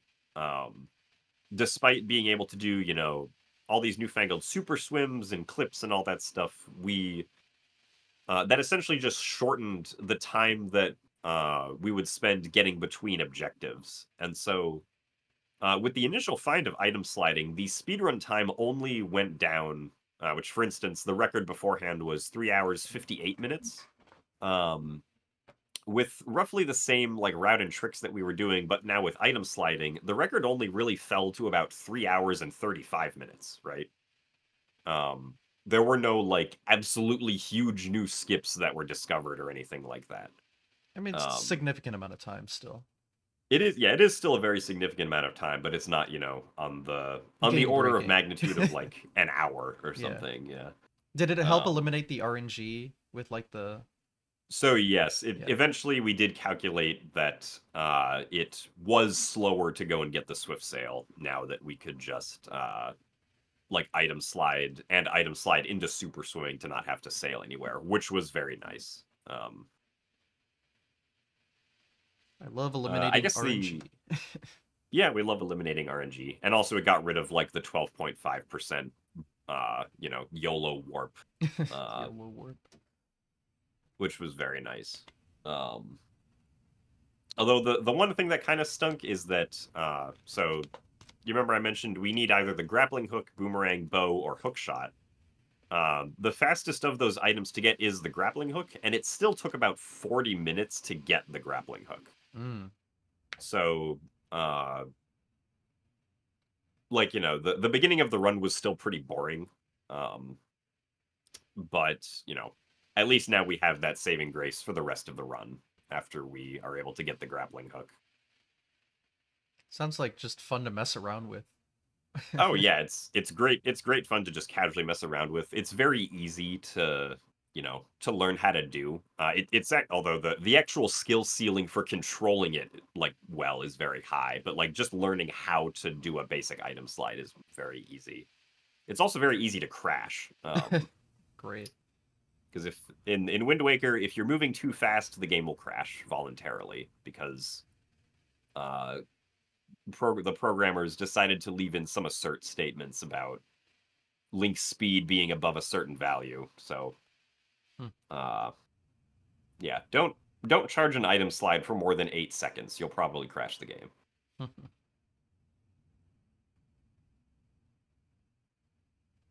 Nope. So yeah, that was the first little bit of, or not the first little bit. That was the like June, July, or like July, August of 2016. Now in I think it was at the end of August of 2016. Something else very important happened, which was somebody successfully managed to perform barrier skip in Wind Waker HD using item sliding. Are you familiar with barrier skip at all? Yes, I have heard this was the holy grail. Yes, this was the holy grail of Wind Waker and Wind Waker HD. This is the skip that if someone finds will save 2 hours, right? So a player by the name of Gertana does this barrier skip, right? Unfortunately, did not have a video recording of it. No vid, no did. So, yeah, there were immediately accusations of, no, you're lying, like, go away, annoying 15-year-old, right? But, as it turns out, he was not lying, because at the, later on, a few months later at the, in well, I guess actually before we get to that, we'll leave that as something that eventually gets resolved. But as we go into 2017 here, I do go back to Skyward Sword, um, and I do eventually actually get get the world record in Skyward Sword for the first time, and managed to push the any percent speed run under 5 hours, Mm, which is pretty neat. Um, we got a 4:59:41, uh, I believe, as my final time in that game. pretty clutch. Yeah, another sub-hour barrier broken, and now we have records in uh, Wind Waker HD, Skyward Sword, and at this time, right, March 2017 is when Breath of the Wild gets released. Yeah. So Breath of the Wild, big new 3D Zelda game, right? Very different from previous Zelda games. Mechanically is also very different from previous Zelda games. So Breath of the Wild comes out. Um, I sort of just immediately took to like trying to figure out how to speedrun it. I didn't really play it much casually. I believe my entire casual experience before attempting to do speedrun things was just basically the Great Plateau. I casually played through the Great Plateau and was like, all right, I kind of think I get the gist of what's going on here, and then immediately just booked it to Hyrule Castle. Um, because, unlike previous Zelda games, Breath of the Wild works or is very open ended, right? The game is intentionally designed such that if you want to, you can go and beat the final boss right away, right? So in some sense, that's a little underwhelming for a speed run because it's like, oh, well, we kind of just know what the solution is already. Um, right? There's not really going to be like, there isn't much of a chance for like a very in-depth, cool history about slowly breaking the game down over time when, by like day 3, the any percent speedrun is already below an hour. um, But yeah, so Breath of the Wild, it actually did, like, content wise, it was actually pretty good because it is big new 3D Zelda game, um, and there was like a weird amount of, I guess not maybe weird, but uh, because of the fact that Nintendo confirmed ahead of the game's release that you could go to the end right away if you wanted to. Um, there was, I guess, like a lot of people who were like, oh, let's see how speedrunners handle that kind of attitude, right? Um, so like, the first speed run that I uploaded of me beating Breath of the Wild in under an hour, which at the time was, I think, the record. Um, I did it in like 58 minutes, right? That video got, multiple hundreds of thousands of views, despite the fact that there was, it was literally just raw gameplay. There was no fancy editing or me giving commentary or anything. It was just straight gameplay. Um, and that on its own ended up doing very well. Because it was kind of like, a spectacle of sorts. And so for like the next month or so, I speedrun Breath of the Wild, slowly bringing the time down. Had a very fun time competing with a bunch of my friends for like the any percent record, because at the time the any percent record was kind of being traded back and forth between myself and my friends Chaotic Ace and Venic. So it's kind of an interesting time just being like, oh yeah, me and my friends just kind of trade the record back and forth for this speed run game that a lot of people are playing. Um, but I only ended up playing it for about a month. I did want to play it for a lot longer, but in April of 2017, our good old 15-year-old Gertana came back and provided a video of himself doing barrier skip in the Wind Waker HD with item sliding. He was able to successfully get a recording, and not only get a recording, but also record it with an input viewer. Ooh. So now we had proper confirmation of everything, and it didn't take long to figure out a consistent setup to make barrier skip work. And I mean, given what we given like the precision necessary to do barrier skip, it's not surprising that it took this long, because basically the way that barrier skip works is there's two polygons that join together in the massive circular barrier. There's two polygons that join together in the center of the bridge where the barrier is, and you need to have an extremely specific, or be within an extremely specific range of facing angles, and have and be within a fairly lenient range of speed at a very specific position to successfully clip through the barrier. So once we figured out, like, okay, this is the facing angle we want, and then we can build up a lot of speed with item sliding and just kind of slide on into position here up against the wall to then clip through. Barrier skip at that point was very reasonably consistent to perform. And as expected, the any percent speedrun just basically fell.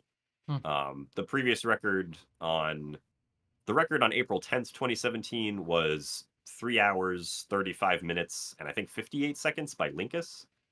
On April 14th of 2017, it was 1 hour, 35 minutes, and 57 seconds. Yeah. That's a good amount of time. So, yeah, Gertana found the Holy Grail, and now Wind Waker speedruns are an hour and a half. The problem is, the speedrun was kind of awful now. Oh. So, you'd think, oh yeah, the speedrun's 2 hours shorter. That sounds much more accessible. You probably don't have to do as many hard tricks. Barrier skip itself is not actually that difficult once you learn the setup. But the problem is, there was a new trick that had to be introduced at the end of the run, right? This trick is not difficult, but it was basically just an RNG roulette. Oh, great, we're back. Yeah, we're back with the RNG roulette. We never left. So it's a trick called fairy hover. And so I don't know if you've ever heard of zombie hovering before.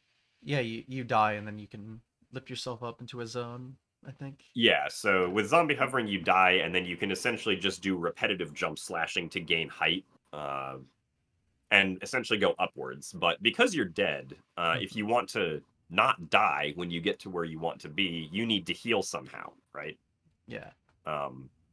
And at the top of the second to last room of the entire game, there's a section that requires Link use the hookshot to access the loading zone to the final boss fight, right?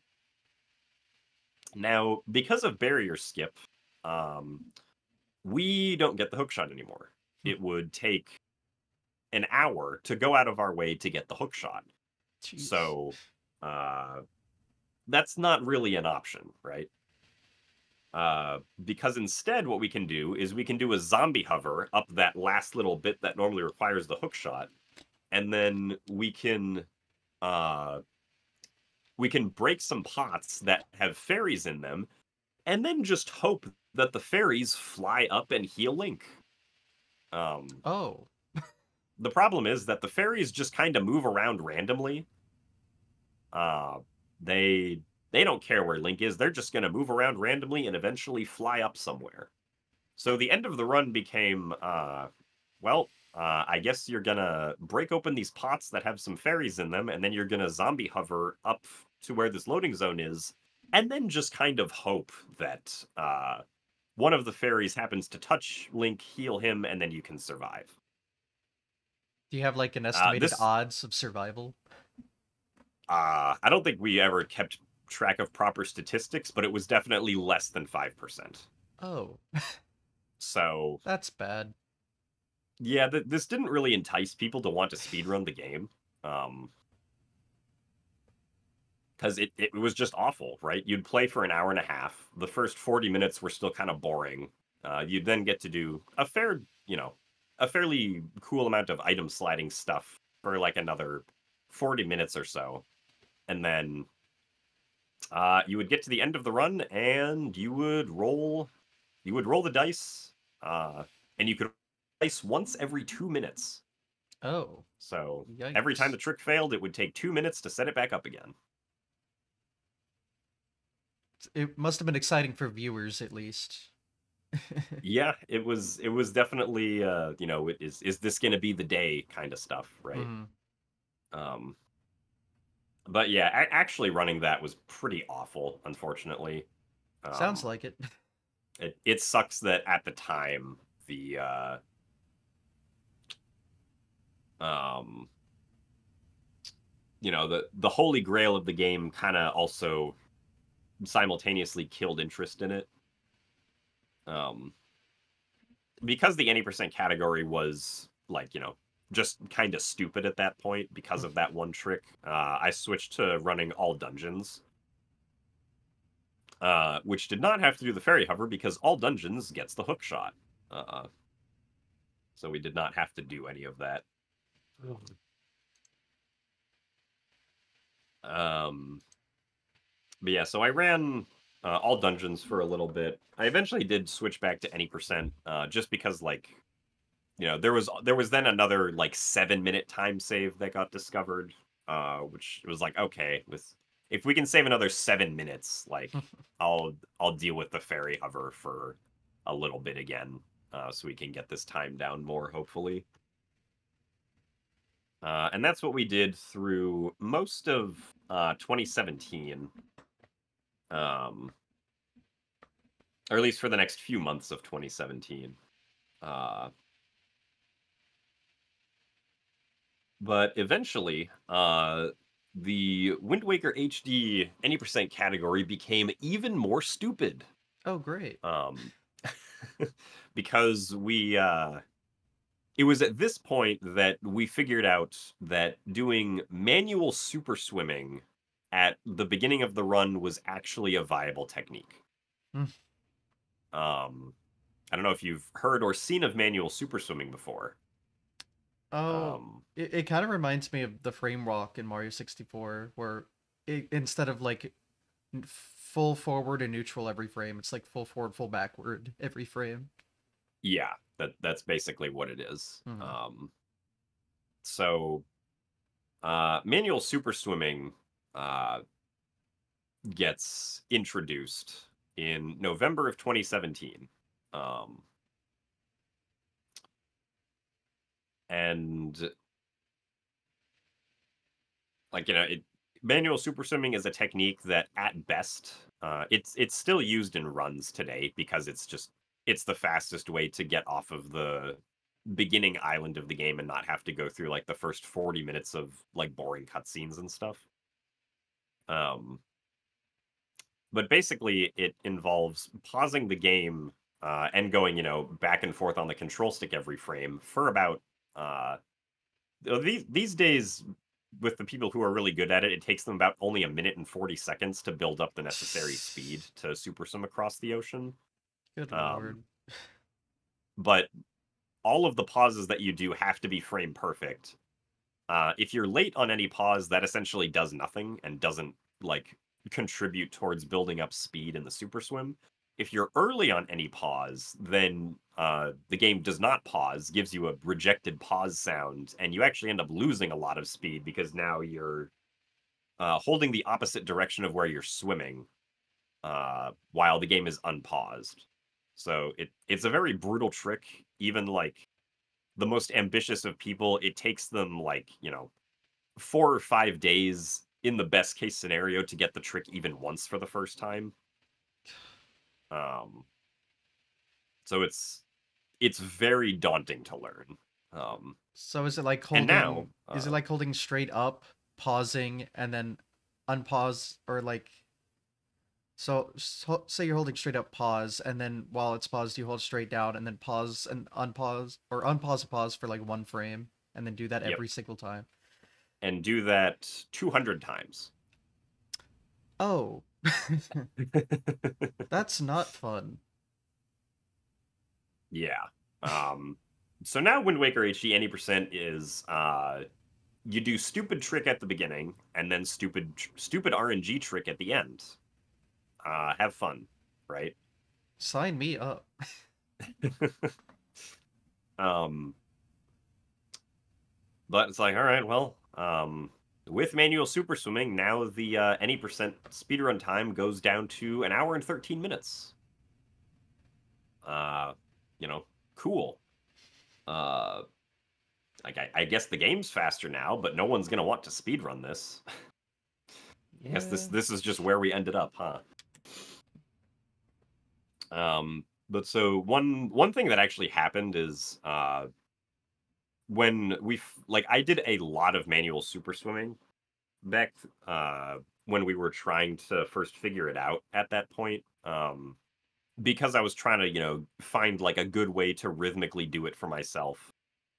Um, and also just like get a lot of practice in to, hopefully get better at it. Um, Unfortunately, that resulted in me getting a repetitive stress injury. Mm. Um, because I was essentially doing it with just my thumb, and that was overworking like my thumb, and eventually caused my wrist to start hurting. Basically, like whenever I would uh like play any video games for more than like 10 minutes or so. So that wasn't fun. Um so after I got that like 113 any percent time, I kind of stopped doing speedruns for a little bit because of the repetitive stress injury. Um and I instead focused my efforts on doing a tool assisted speed run for The Legend of Zelda Twilight Princess, which I had already been working on for a while, but when I decided, like, okay, I'm going to stop speedrunning for a little bit to, um, Heal. yeah, to heal, I can instead work, I essentially go full effort on this tool assisted speedrun um, that I had been working on. So over the course of the next 2 months, I was able to put a lot of time and effort into that tool-assisted speedrun. Also found like some new cool TAS-only skips for Twilight Princess that the TAS could utilize, and was able to reveal that TAS in January of 2018, right? The Twilight Princess any percent TAS in 2 hours, 33 minutes, and 10 seconds. So, uh, at the time, that was about 20 minutes faster than the any percent world record, um, Hmm. which was pretty neat. These days, there are much better tasks that other people have made, but at the time, it was cool. And I was glad that I put a lot of effort into that. Are those made in Dolphin? Yeah, so that was made in Dolphin. It was actually a special version of Dolphin that a community member, Dragonbane, had worked on, which essentially attempted to reduce the possibility of uh, desyncs or Hmm. potential desyncs within the emulator, because the regular version of Dolphin had really bad desyncing issues at the time, at least specifically for Twilight Princess. So, uh, yeah, it was basically just Dolphin though. Okay. Now, one other thing that I actually discovered somewhat in secret at the time um, is I actually discovered like a week or so before I revealed the Twilight Princess TAS, uh, a non RNG alternative to the Fairy Hover Hallelujah. in Wind Waker HD. Yeah, like huge hallelujah moment right there. um, so this alternative is called Morph Hover, right? Um, and Morph Hover, or I guess a Morph, is this like little like black ball with orange spikes. Uh, it's basically just like an enemy in the Wind Waker that's meant to be annoying. It can't actually like attack you or anything, but if enough of them stick to Link, then he will be like weighed down and won't be able to move as fast. But the room where we do the fairy hover has 3 morphs in it that are just kind of sitting on the upper infrastructure in the room that we do the zombie hover in. So, the idea to try to use these morphs to like have a non RNG alternative to the fairy hover was actually a pretty old idea. But the problem was that for whatever reason, like the morphs were just programmed this way specifically. They only drop a heart if you specifically kill them with your sword, right? They will not drop anything at all if you like try to kill them from a distance with like a bow or a bomb or something, right? And for the morph to actually be useful in this endeavor, it needs to be able to drop a heart so that we can zombie hover up to the heart that it drops and then touch the heart to get our health back. So the I guess like the missing piece here that I sort of accidentally stumbled upon was it's possible to slash a morph on the same frame that it latches onto Link, and the morph will not die if that happens. But what it does do is it sets the flag for the morph that says, oh, this morph was killed by Link's sword, which means that when it dies, it should drop something heart, like, you know, hearts or magic, depending on what Link's current needs for ammo are, like ammo or health, right? So I accidentally figured out, oh, right, we can set the flag for being killed. We can set the morph's flag for being killed by the sword, roll to make the morph jump off of us, and then use the leaf to blow the morph up onto the platform that we want it to be on. And then we can... Also, there goes my headphones. Nice. I got 2 animated there. I mean, it was important. Okay. Right, so we can use the leaf to blow the morph up onto the platform where we want to zombie hover to, and then we can shoot it from a distance to make it drop a heart and zombie hover up.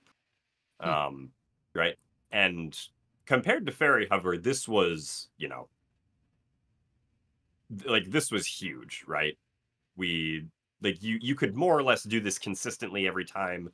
There's like a slight amount of RNG with like how the morph moves when you're blowing it with the leaf, but like compared to the fairy hover, right, this is consistent. Just sounds like a lot So more setup. yeah, it's slightly more setup, but like, you know, Oh well. no one's gonna do fairy hover to save 20 seconds. So so I discover morph hover, right? I don't reveal it right away because I ended up doing what I actually ended up doing was revealing morph hover after the reveal of the Twilight Princess task, because I knew that a lot of people who understood the importance of morph hover would be congregated in one place, and I wanted to see how people would react to that. So once the Twilight Princess task was done being shown, I basically went on this like 10-minute, very cryptic rant on the fact that I had discovered something very important that I had discovered an alternative to the fairy hover in Wind Waker HD, and then eventually showed a video of myself doing it. And you know, this of course was met with, you know, a lot of cheers that the fairy hover is now dead, and nobody has to put up with this BS anymore, right? Of course, the manual Super Swim still exists, so this didn't, like, you know, cause any sort of huge boon in the game's popularity to, like, make a lot of people try speedrunning it again, because the manual Super Swim is still very daunting. But at least for those of us who did speedrun it, we did not have to put up with that anymore, which was very nice. Yeah. I mean, getting rid of as much jank as possible is nice. Can't win them all, but...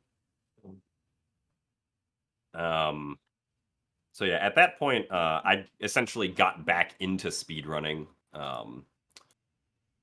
So we did Wind Waker HD runs, also interspersed with Majora's Mask 3D runs. Because I didn't want to just do Wind Waker HD because I didn't want to repeat getting a repetitive stress injury from too much manual super swimming. And thankfully there was no manual super swimming in Majora's Mask 3D.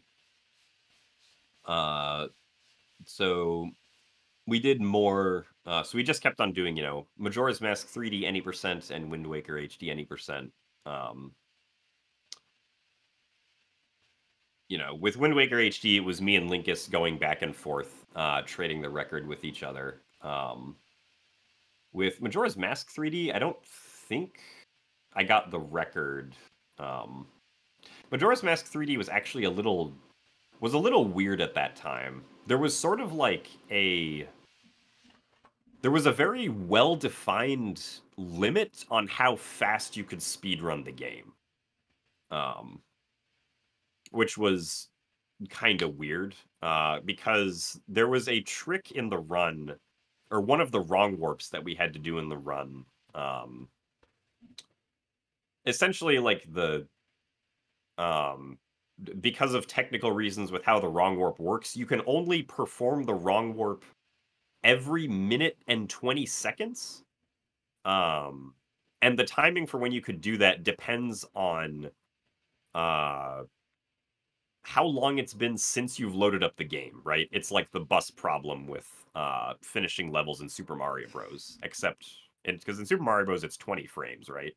21, but close 21 enough. frames. Okay, yeah. So it's that same problem, except it's except now it's every minute and 20 seconds in Majora's Mask 3D. That's like an actual bus. Yeah, it's like an actual bus. So that kind of made speedrunning the game at that time a little weird, because it's like, all right, well, I kind of because you do that wrong warp only like 15 minutes before the end of the run. So like as long as you hit that wrong warp on the fastest cycle, the only thing that really mattered other than that was how fast could you do the last 15 minutes where you weren't bound by that cycle, right? Unless of course new strategies were discovered that could get that wrong warp to happen on an earlier cycle.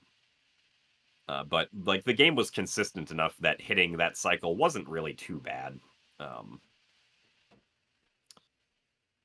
But yeah, that was interesting. Hmm. So yeah, I guess we're in 2018 now.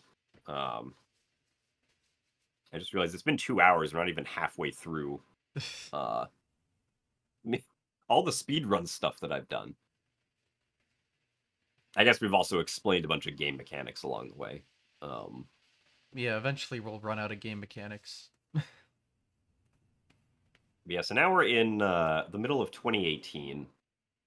All right, so I guess the middle of 2018 was pretty important for me because SGDQ 2018 was the first GDQ that I had or that I had gotten a run accepted into. That was my first SGDQ I went to. Oh, nice. There you I go. think the first one that I went to was 2016, but the first one I got to do some runs in was 2018. And I got to do both Majora's Mask 3D any percent and Skyward Sword any percent, and was the backup for Wind Waker HD any percent. A lot of With Zelda that Linkus. one. Yeah, Damn. a lot of Zelda on that one. I think I was something like 5% of the whole marathon. Gee, okay. That at that GDQ. Also, I think what actually happened, the reason I got 2 Zelda games was because originally a different runner had also submitted Majora's Mask 3D, Ben Stevens. But the day before the games list came out, he actually pulled his submission and like canceled his plans to attend the marathon. Okay. And so I think what happened is they were planning on giving that game to him and just having me be backup for that. But because he pulled out, they were like, all right, well, I guess we have to Mhm. give that one to Gymnast also. Makes sense. Yeah. So that's why I got to run 2 games.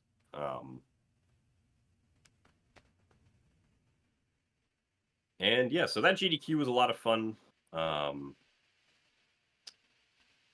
Would definitely do again. And I did do again quite a few times. Yeah.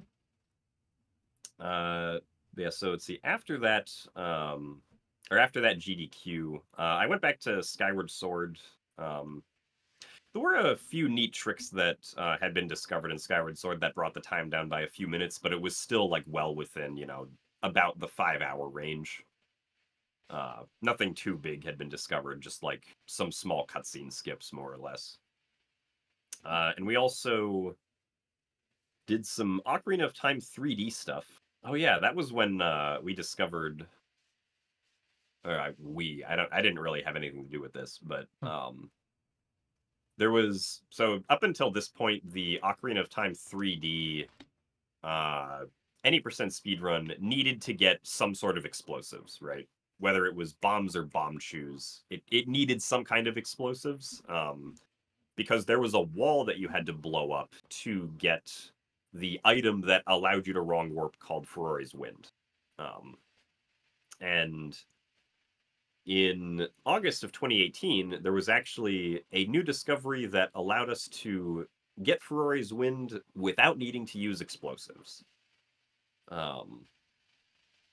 So that was pretty big because it meant that we could also skip having to go through basically an entire dungeon to get the bombs, which were the explosives that we had to get at the time, to then get Ferrari's Wind. So that dropped or it eventually dropped the Ocarina of Time 3D any percent speedrun by a good amount. It was also about this time that I started getting into randomizers, because the Wind Waker randomizer was released in the middle of 2018, and had a pretty decent community growing around it. And so it didn't take long for a tournament to arise for Wind Waker randomizer. So that I guess was something else that happened at the time that I began doing. Yeah, I think about that occasionally. I'm like, wow, yeah, we are about to have the season 7 tournament for Wind Waker randomizer, huh? um, but yeah, playing more of that, more OOT 3D. I did also get OOT 3D into the first GDQX that GDQ ever did. Oh yeah. Their The TwitchCon event. GDQ, the TwitchCon event, yeah. Mm-hmm. So I ran OOT 3D MST, the Medallion Stones Trials category there. Pretty fun. Always nice to have your $180 attendance fee to TwitchCon waived. Yeah, that's the only way I'd ever go to a TwitchCon. Especially nowadays. Jesus. Yeah, I mean, there's not really, even with GDQX, like the only reason I really went was so I could hang out with friends, not so I could actually go to TwitchCon. Yeah, I mean, that's the same thing for GDQs for the most part. Although those are a lot more meaningful because Yeah. there's just more to do and they raise more. I don't know. Yeah, I mean, I'd say that, going to TwitchCon once was an interesting experience, but there wasn't really anything at the actual convention that was for me. So Yeah. I don't see a reason to ever try to go again, except like unless, other friends are going and I get a run into GDQX, then sure. Yeah, that's my philosophy as well. Let's see. So at this point, late 2018, we're basically just doing bunch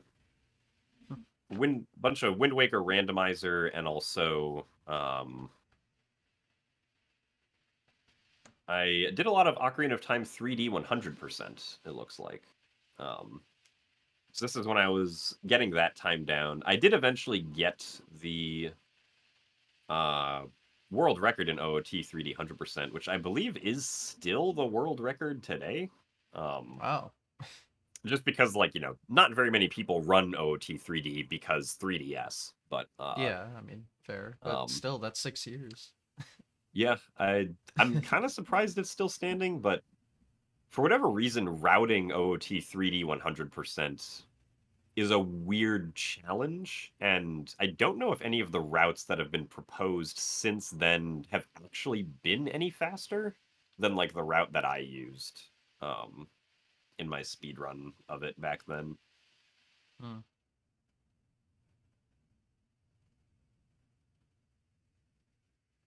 So yeah, I guess that was through February of 2019. Um, Mostly just doing Ocarina of Time 3D interspersed with like a bunch of other random things. Um, oh yeah, I guess in early 2019 I also started doing I started making some like actual produced YouTube content in the form of the Elusive Glitches series. Hmm. Um I don't know if you've ever watched any of those before, but it was basically me ranting about how there were certain things that we couldn't do glitch-wise in Zelda games for very stupid reasons. Um Like most of them are about Skyward Sword. There was one episode about like trying to get early explosives in Ocarina of Time 3D because even though we can skip explosives, it would still be very beneficial to get them early, which we still can't do. Um, so I started doing that, and in and actually, what ended up happening is in the middle of researching one of those videos for Skyward Sword, um, I may have broken Skyward Sword. Uh, Oh, I I ended up oops. discovering a new glitch. Well, okay, I guess new with an asterisk at the end. Hmm. A new glitch that kind of just busted the game wide open called reverse bit magic. Um, and this was specifically May 5th, 2019. So I don't know if you've heard of the back in time glitch for Skyward Sword at all. Oh, does that game have like a time mechanic too? Well, so it doesn't actually have anything to do with the time mechanic, but it's basically a glitch that allows you to like have control of Link a while on the title screen. Oh, I have heard of that then. Yeah, okay. Yeah. So this glitch had actually been known about in Skyward Sword since 2012. Um, and it had various uses that were discovered very early on that were still used in runs back then and even today. Um, but the specific or I guess just due to the way that the game sort of handles what data is loaded, um,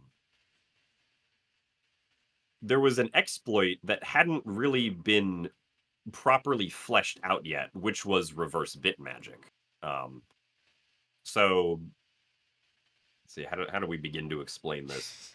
Basically, when you're on the title screen, right, you can select from 3 different files. Um, And when you select a file, the game actually loads in the data of the file when you select it, and not only when you hit like start, right? Hmm. So you select the file, the game loads in a whole bunch of data about the file, and then when you press start, it like, loads wherever your last save point was with that data.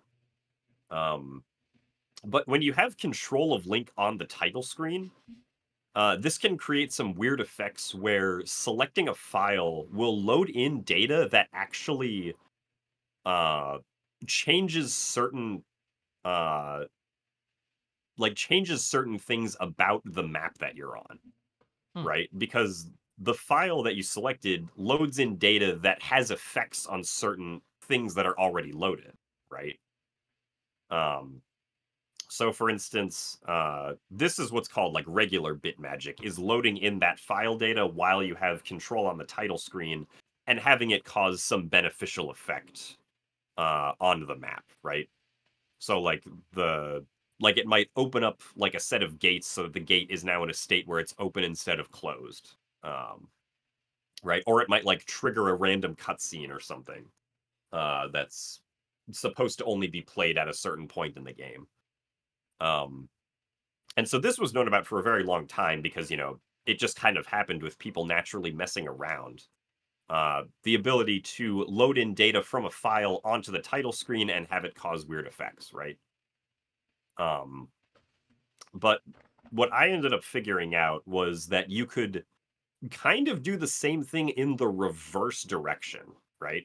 Because when you load data onto the title screen, you can't like save that data back anywhere. But what I figured out is that there is actually a very brief window of time where you can basically take a flag change or a data change of any kind and take it from the title screen and put it onto your file.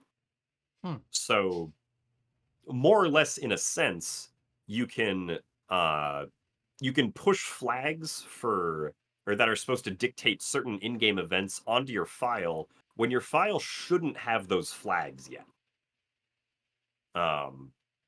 So for example, the very first discovery that I made with this newfound knowledge was if you're on the title screen and you have control of Link, if you start your file and then push a gravestone that's on the title screen map of Skyloft during nighttime, you will set, I guess the specific flag that gets set also depends on which area your file is saved in. And if you're saved in the Elden Volcano region, where there's this door that normally blocks you from being able to enter a temple early, if you're on the title screen, select that file that's in Elden Volcano, start that file, and then push the gravestone to open up a shed door on Skyloft while the game is loading into the Elden Volcano region, you will instead set the flag for opening up that door. And thus you can get into the Earth Temple earlier and you save like 2 minutes, right? Video games are wild. Video games are very wild. So, there's... we very quickly discovered a huge amount of stuff that you could do to break the game with this. So, over the course of the next 3 weeks, the game went from I believe the record was 4 hours and 50 minutes at the time, and it went down to 3 hours and 45 minutes. Yeah. So a full hour drop by doing weird shenanigans on the title screen. I love speedrunning. But it didn't stop there. At the end of the month, so at the end of May, I then figured out. So I guess at this point we were a little bit limited on the like different flags that we could set in the game. Because we were limited to just being on the title screen map, which was Skyloft. But one thing that I was able to figure out was how to get to maps that are not Skyloft in Back in Time. And the reason this was tricky is because normally if you tried to like go to a different map, or at least a different map that did not have the Skyloft scene index, to be technical,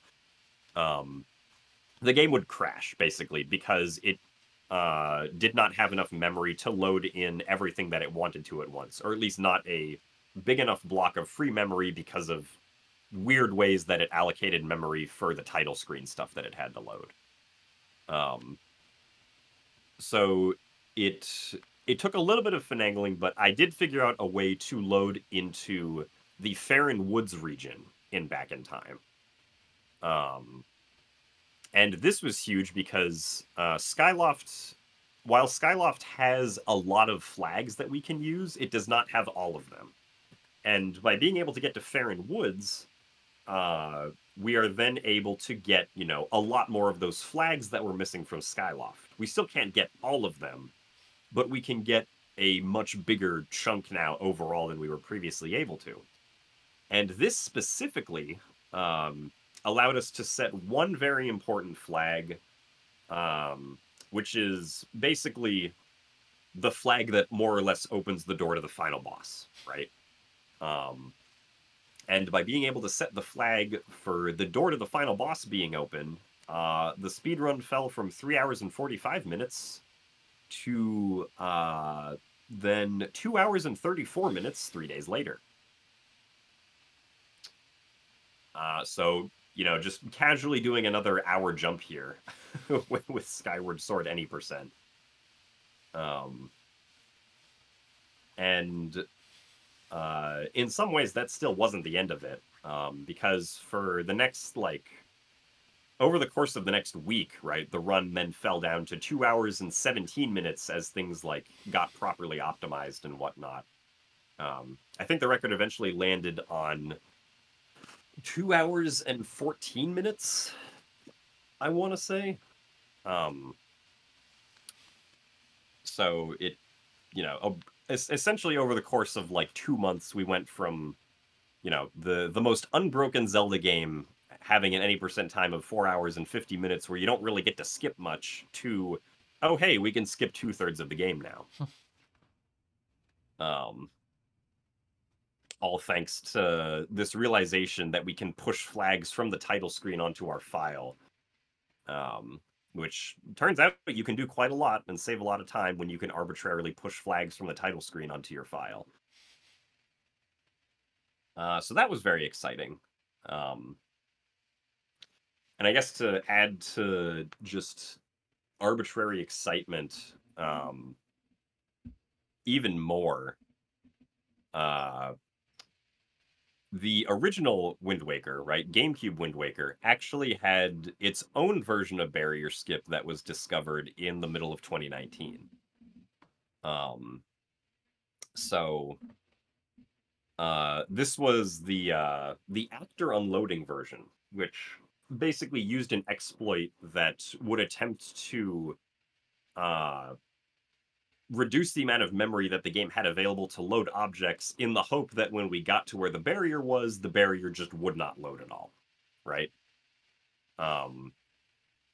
This was very tricky to try and figure out a setup for, though, because despite the fact that the barrier is, this big imposing thing that you see in the game, it's actually data-wise, it's actually very small because it's just kind of a cylinder. Collision-wise, that's just scaled up to be really big, right? So it doesn't take up that much memory. But eventually we sort of figured out setups that more or less worked most of the time to get the barrier to despawn or to just not load in consistently. So the original Wind Waker then fell from a 3-hour, I want to say 3-hour 55-minute any percent time to an hour and 15 minutes, right? And thankfully at this point we already knew about Morph Hover, so the original game did not have to go through the whole fairy hover BS that the original game had to go through. Thank God. Thank God, yeah. Wow. So the double Holy Grail. Yeah, it was kind of the year of the double Holy Grail, at least for the 2 games that I was the most invested in. Yeah. It's nice that well, it's funny that the HD was found first. And Right, then yeah, because you'd think that the older game would be the one to have the big skip found first, but not in this case, no. I mean, it does help when you just have glitch that allows you to move at exponential speeds. That does generally tend to help things. That's fair. Just funny that was added in by whatever accident. Yeah. But I mean, it's really nice because it does make the speedruns for the GameCube version and the Wii U version very different from each other, right? Because the GameCube version has storage that the Wii U version doesn't have, and the Wii U version has item sliding, which the GameCube version doesn't have. But both of those glitches allow you to do a lot of very cool things. Yeah. It's like I was saying earlier, it's nice that every game, even if it's just an HD remake, is usually has a different speedrun to it, so plenty of options there. Yeah. I mean, I know that at least as far as Wind Waker and Twilight Princess are concerned, there are a lot of people who want those games to be on the Switch. Don't think they're Mm. going to get that now. They might get lucky and get it on the Switch's successor, but Yeah, we'll that's see. definitely that's definitely a want or a desire that I've heard a lot of for the HD remakes. Yeah, we'll see what happens. Yeah. And then let's see, going through more of 2019, it looks like I just kind of continued to bring down my own Wind Waker time. I didn't have the record for Wind Waker, because I think it was at this point that people started, or at least a bunch of runners started doing unbuffered manual super swimming in the GameCube version of Wind Waker. um, and unbuffered manual super swimming is just something that I've never really been able to do. So I wasn't really able to have the record because I kind of essentially suffered a 2-minute time loss at the beginning of the run compared to the people who could do it. But, running the game was still fun. And thankfully, at this point, I did not. My motivation for speedrunning was not having my identity attached to having the world record. So, That's always thankfully, we good. got past that mentality. Yeah. But yeah, Pro so tip: people can don't. do that without pausing. Yeah, How? What's the frame rate of the game? 30 FPS. That's still, God. Some people can just vibrate their hands back and forth, I guess. I don't know. Like I said, I can't do it, so I don't really That's understand how it yeah. works. Yeah. That's just crazy to me. Because like Mario 64 frame rocking, for example, which is like the closest thing to this, at least has like a window. It doesn't have to be every frame. There's like a little bit of leniency, so people can do it for like 5 seconds, but Right. doing it perfectly for what is it, over a minute? No, so if you do if nobody does perfect unbuffered manual super swimming, right? There Yeah, there of is like a course. technique to it that allows it to be feasible at all. You do have to like reset the dead zone on your controller so that the control stick doesn't pass through neutral when you go up and down. Hmm. Because if you go into the neutral dead zone of the controller during a manual super sim, you actually lose a lot of speed due to an animation change that occurs. Um, so basically, the technique is like you reset the controller's dead zone so that the actual center of the GameCube controller is not where like the controller believes the dead zone center is. Hmm. Um, and then basically you're still within like an up and down range that Link will turn around in instead of like trying to move around like this. Um, which is what makes it feasible. But like even with that, I've never been able to gain any significant amount of speed trying it. Yeah, no, that sounds Um, pretty dumb. yeah, unfortunately. Um, so let's see. At this point, I began running a bunch of Skyward Sword all dungeons in the latter half of 2019. I also did another GDQX run, which was a Wind Waker randomizer race against Linkus GDQX that year. I don't think, yeah. And at this point is when I got back into speedrunning Twilight Princess HD, because there were some new skips found for Twilight Princess HD that saved like 10 to 15 minutes. Hmm. So I was like, yeah, it seems like a good time to come back. And also, it didn't require doing any of the Epona seam clips like I mentioned earlier.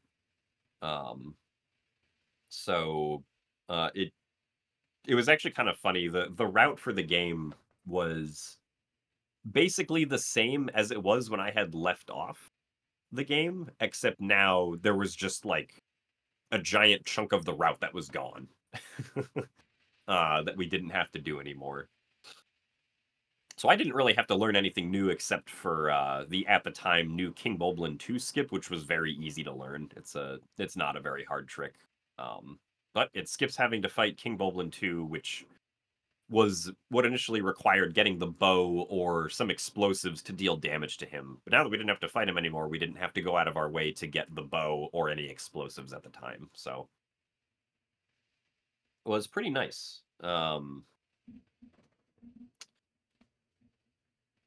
So we just kind of, or at least I just kind of continued speedrunning TPHD through that. And then at AGDQ 2020, I got to run Skyward Sword any percent again. Now with the game being, under 2.5 hours, GDQ was like, oh yeah, the game's changed enough. We can have it again. So that was the next main GDQ. Yeah, that was the next main GDQ that I did a run at. Let's see, going through the beginning of 2020, looks like I did a lot of Ocarina of Time 3D. I think I got the any percent records for both Ocarina of Time 3D, all dungeons, and any percent.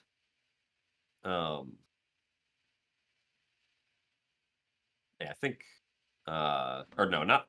I think only for all dungeons at that point, not for any percent. I think any percent came a little bit later. But I guess one of the bigger things that happened at the beginning of 2020 was so at this point the only method of barrier skip found for the GameCube version of Wind Waker was the after unloading method, which required basically filling up the game's memory with junk so that the barrier would not load when the game tried to load the barrier, right? But there was actually a new method of barrier skip found, which did not require doing any of that. All it required was pulling out a bomb and dropping it behind Link. Okay. That's That it. sounds pretty easy. So it actually works pretty much the exact same way that the barrier skip for HD works, in that so the reason this was not discovered earlier is because while the act of pull out bomb and drop it behind you is very simple, right? You need to be at a very specific position with a very specific angle, and you need to drop the bomb on a very specific animation frame, right? So it's a little more complicated than that. But it works the same way as the HD barrier skip, because you need a specific amount of speed going in that direction to make the barrier skip work.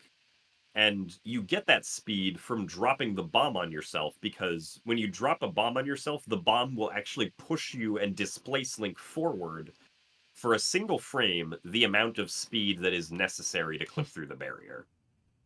How convenient. How convenient, yeah. So that discovery made the original Wind Waker a little bit faster. Of course, we already had barrier skip, but this was a much more convenient and practical way of doing barrier skip, and is still the barrier skip method today. Because all it requires is a bomb, and well, I guess technically it requires a bomb, a cutscene item, but we always have the Wind Waker, so we always have a cutscene item. And a sword so that you can actually drop the bomb behind you.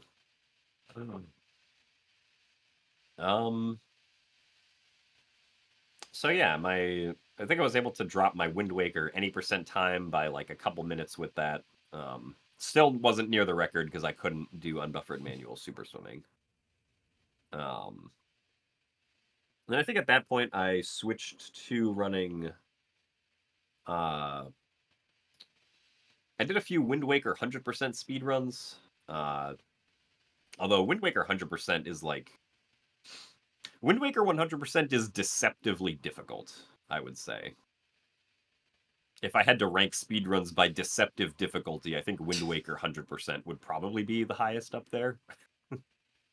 I don't know what it was. I just couldn't get a good run for that category at the time. um, over those next few months.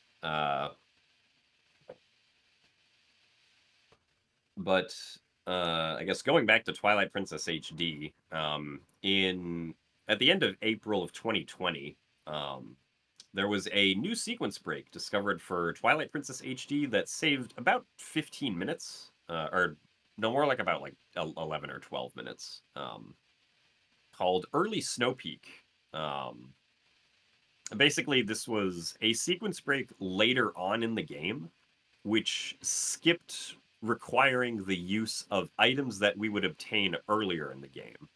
So it essentially allowed us to skip the it allowed us to skip like essentially the intro of the game because later on we wouldn't be required to use those items again. But it did actually make the run kind of difficult. Before this, Twilight Princess HD was actually a really easy speedrun, all things considered. Like, there weren't really any hard or difficult tricks that you had to do, but early Snow Peak itself was, and still is, a pretty difficult trick to do consistently. But it was consistent enough that we were able to do it for runs. Because, I mean, when it saves 15 minutes and you can retry it like once every 30-ish seconds or so, as long as you didn't fail it 30 times, you were still saving time with it. So that pushed down the Twilight Princess HD time to about 3 hours and 15 minutes. Which is, at least that was the time that I got it down to, which is still pretty close to the current record. I have a 3:15:48, and I want to say the current record is a 3. Actually, I can just check speedrun.com. It's a high 3:14. Oh no, not a high 3:14. 3:14:31 actually, so mid 3:14. So about a minute and a half faster than my current time. But yeah, once we did that, I then went back to the original GameCube Twilight Princess, which I hadn't done runs of for a few years at that point. But because I had had so much recent practice with the HD remake, a lot of that transferred over pretty well to the original game. And I was able to, trim my PB down by something ridiculous like 20 minutes.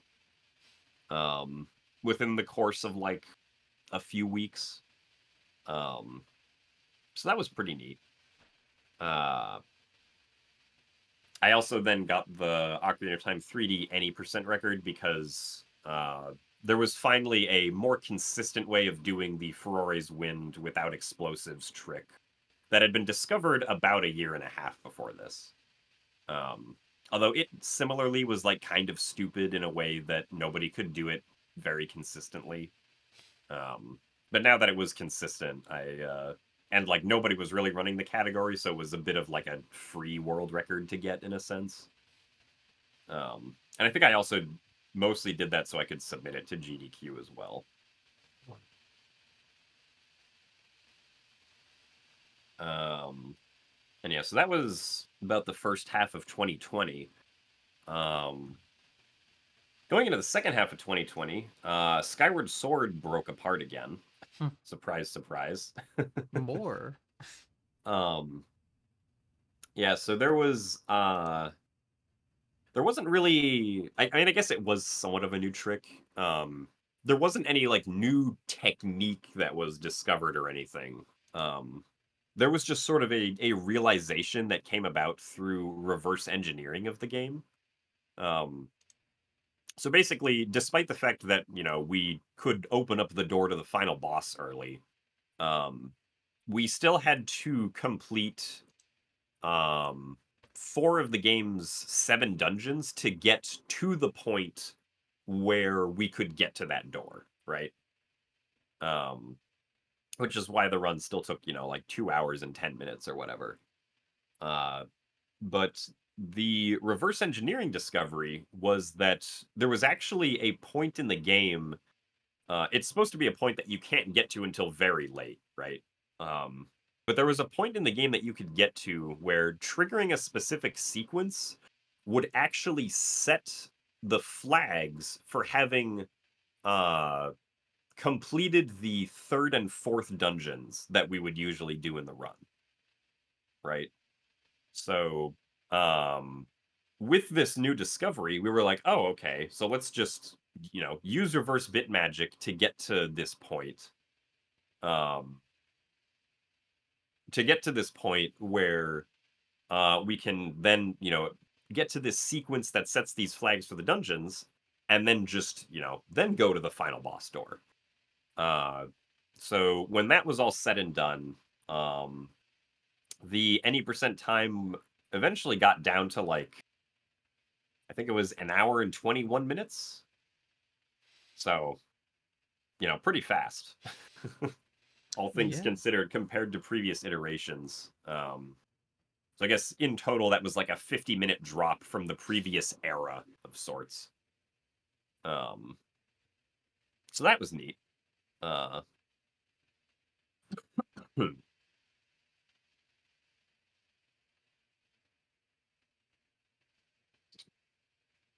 And that carried me through about the middle of 2020. Because I guess at this point, like Skyward Sword was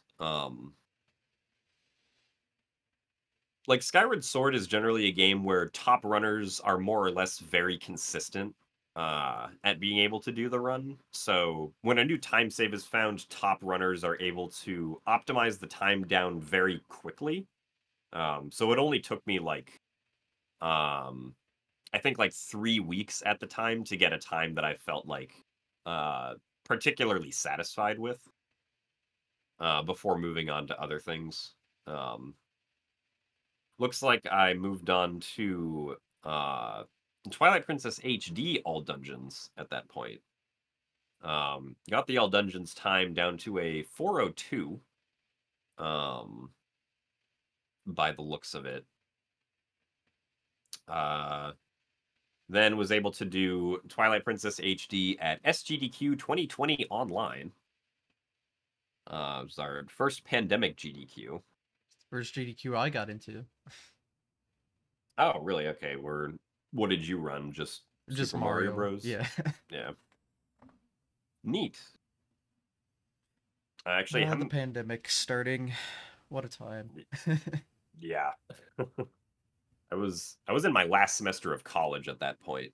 Um, Yeah, I was finishing so it up, kind of. I thankfully only had to go through like 2 months of uh like 100% online learning, and then I graduated. So thankfully it didn't end up affecting me a whole lot, but I know that it affected a lot of people quite a bit. Oh yeah. But I kind of got off without getting scathed too hard. It just means more time for speedrunning. Yeah, exactly. I Because mean, that's that is what's kind of what fun. happened. Yeah. Like I graduated college and then just started streaming full time, which is still what I'm doing today. So There you go. it's more or less worked out. Um, see, as far as what I was actually speedrunning, uh, then I had started to then prepare for a speedrun called the 3D Zelda Challenge. Um, so basically, the 3D Zelda Challenge is a single speedrun of all of the original 3D Zelda games, so no remakes. So it's Ocarina of Time, Majora's Mask, Wind Waker, Twilight Princess, Skyward Sword, Breath of the Wild, right?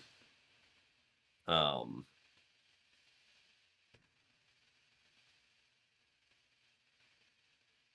so I did a bunch of those runs throughout August and September. Um, and it looks like I eventually stopped to start just speedrunning only Skyward Sword again. I got the 3D Zelda challenge down to a 6 hour and 52-minute time. Jesus. So yeah, it's a very long run. Also That pretty actually sounds brutal. short for 6 Zelda games. Well, right. So I mean, at the time, it was like at this point, right? Like Ocarina of Time's always been stupidly short. Yeah, fair. Um, Majora's Mask also had this was after like being able to wrong warp to Majora in Majora's Mask was found. So um, Majora's Mask was like a 25-minute run. Mm. Wind Waker's only like an hour at this point.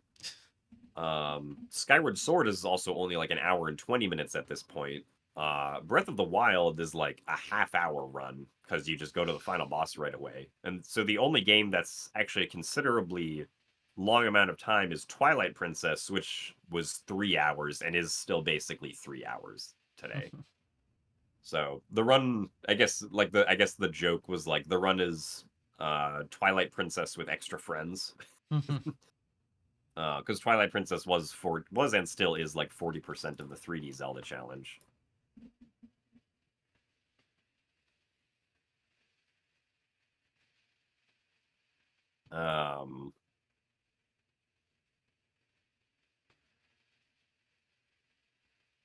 So yeah, I did that for a little bit.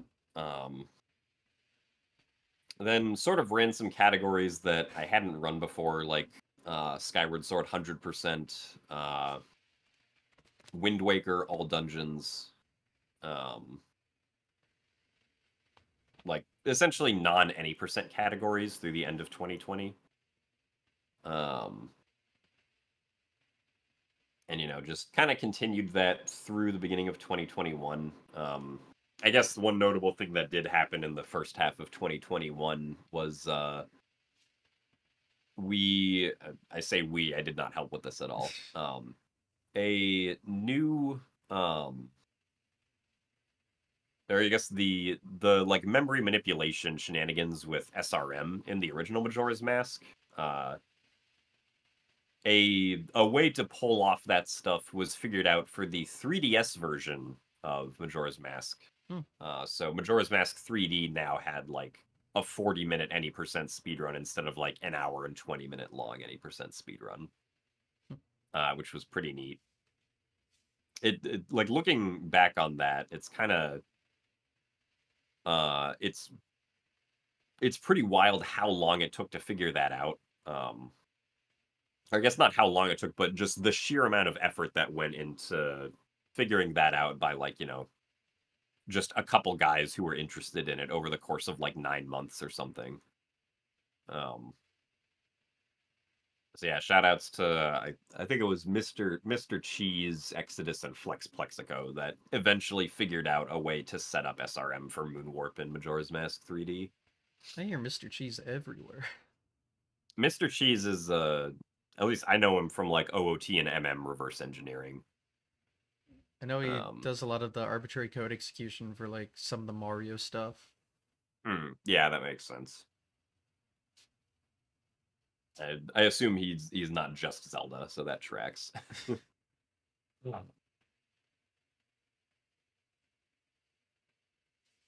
And so I guess in the middle of 2021, we had the release of another Zelda remake, Skyward Sword HD. I guess there wasn't really a whole lot of interesting stuff that happened with Skyward Sword HD.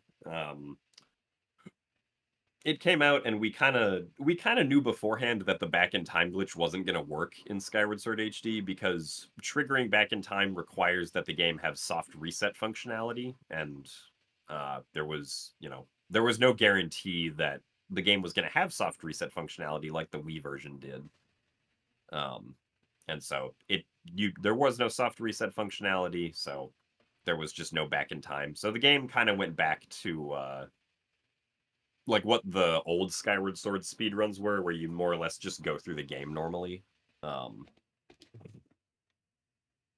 There's very few actual glitches and tricks that are done. But because of various quality of life improvements, like the text being significantly faster,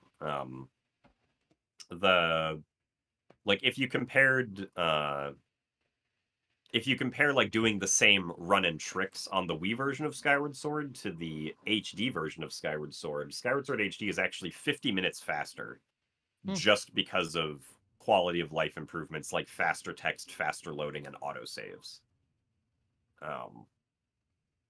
kind of crazy. Also, there's amiibo functionality that speeds up the run, which doesn't make some people happy, but it exists. So Yeah. it gets used to save a couple minutes.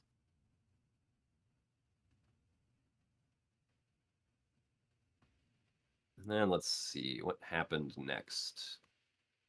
It's a lot of Skyward Sword HD.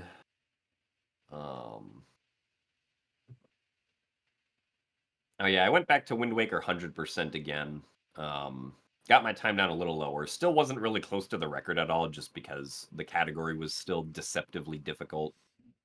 Also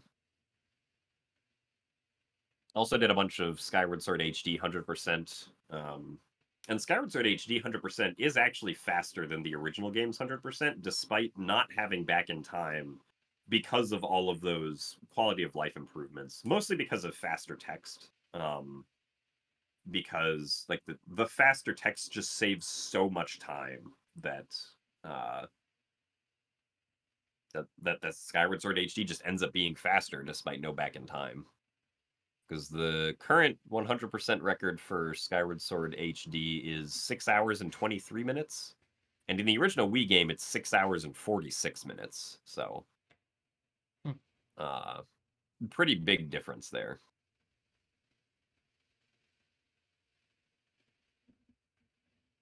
Okay. So now we're getting to the end of 2021. Looks like I do some more Majora's Mask 3D categories. At this point, we have a no wrong warp category on the leaderboards,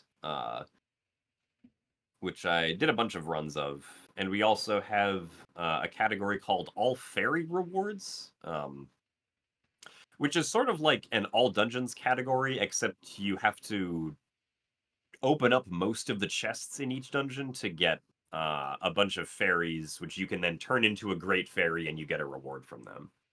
So it's kind of like it's like a spin on all dungeons that's generally considered to be better. Because you have to like do more interesting things instead of just, skip most of the dungeon and go to the final boss.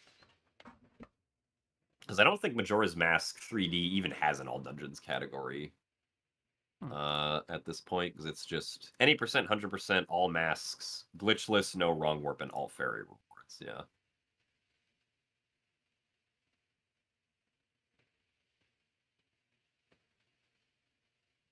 All right.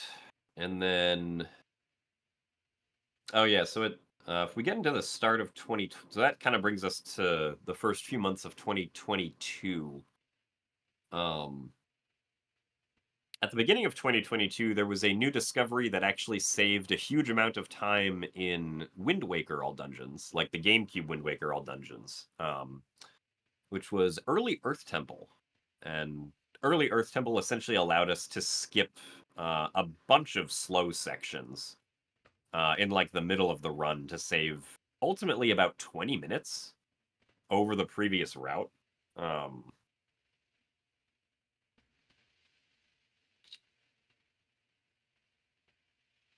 So that was nice to run for a while.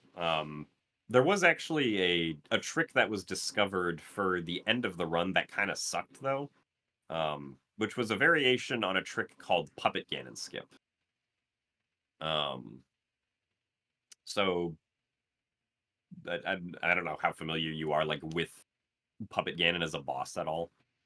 I know next to nothing about anything. Okay.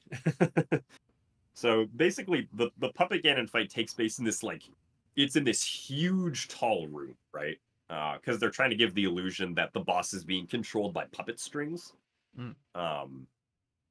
But one thing that one I guess convenience that they added to the room was they added a warp pot at the bottom and a warp pot at the top. Now the warp pot at the top is closed until you get up to the top to open it.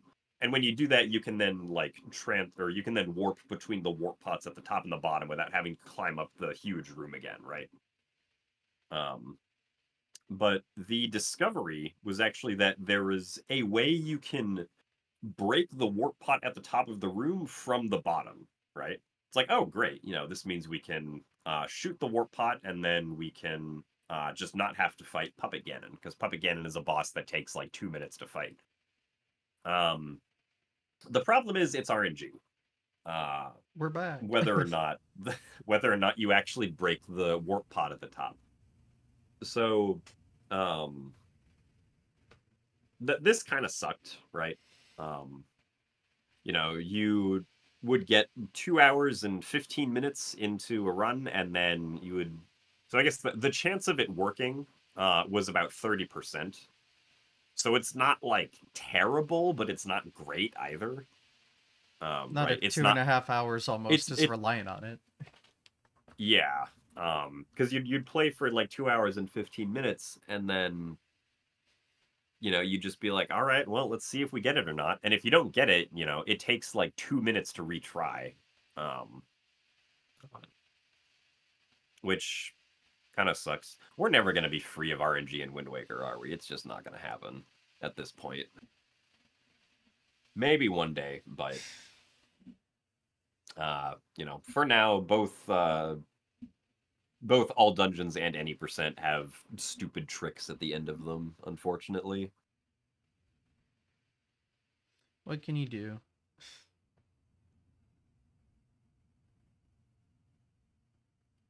So let's see. Yeah, I eventually got Wind Waker All Dungeons down to a 2 hour and 20-minute time, or 2 hours, 20 minutes, and 54 seconds, which I was actually pretty proud of that run. I think there was only like the execution was overall pretty good, except for a minute that I lost on a super swim during one segment. But I mean, Wind Waker is generally a game where it's very hard to have good, consistent execution. So I was happy with that. And that's still the world record time today for the All Dungeons category about 2 years later.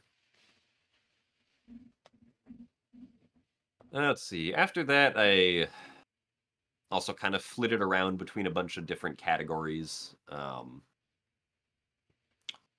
Did some OOT 3D glitchless, some Skyward Sword All Dungeons, some GameCube Twilight Princess All Dungeons, and not HD All Dungeons. And then in the middle of 2022, there was another new discovery for Skyward Sword. Man, Skyward Sword gets really lucky, huh? There was basically a discovery that actually helped both versions of the game. It saved 40 minutes in the HD version of the game and 10 minutes in the Wii version of the game. Called Girahim 3 Escape. Basically, in one section of the game, there's like a mini game, which is like a boss rush kind of thing, where you can be like, oh, I want to go fight this boss. And, the game will record your time and keeps track of your best times and all that kind of stuff, right? But of course, what the developers did is for the bosses that are later in the game, right? Like any boss in the final boss gauntlet, is the game actually loads you into like the final boss, right? But it puts you in a special state which exits back to the start of the mini game, right? And doesn't just allow you to continue on normally with the game at that point. But for one of the end game bosses that we could fight in the boss rush mini game, there is actually a save statue in the boss fight that is normally blocked off, right? But if you are able to get to that save statue, then you can save the game, open up your save file again, and you will have gotten rid of the minigame state. And as far as the game is concerned, you are in the real final boss gauntlet, right?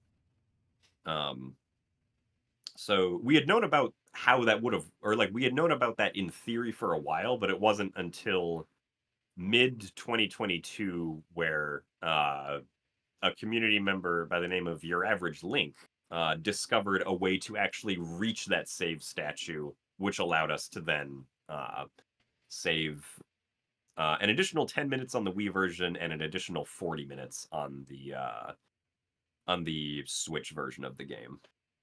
So at that point, I did a bunch of Wii version any percent runs, and then followed that up with a bunch of Switch version any percent runs through 2022. It sounds And rare where you can eventually, get something that works on both versions, so that's pretty yeah, unique in that way. yeah, it's always nice when something gets found that actually works in both versions.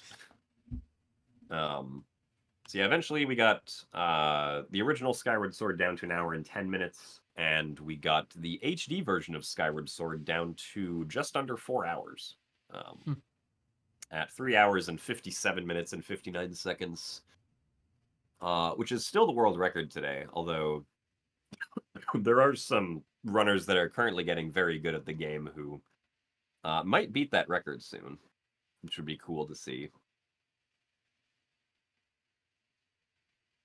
Uh, so yeah, that was the excitement of 2022.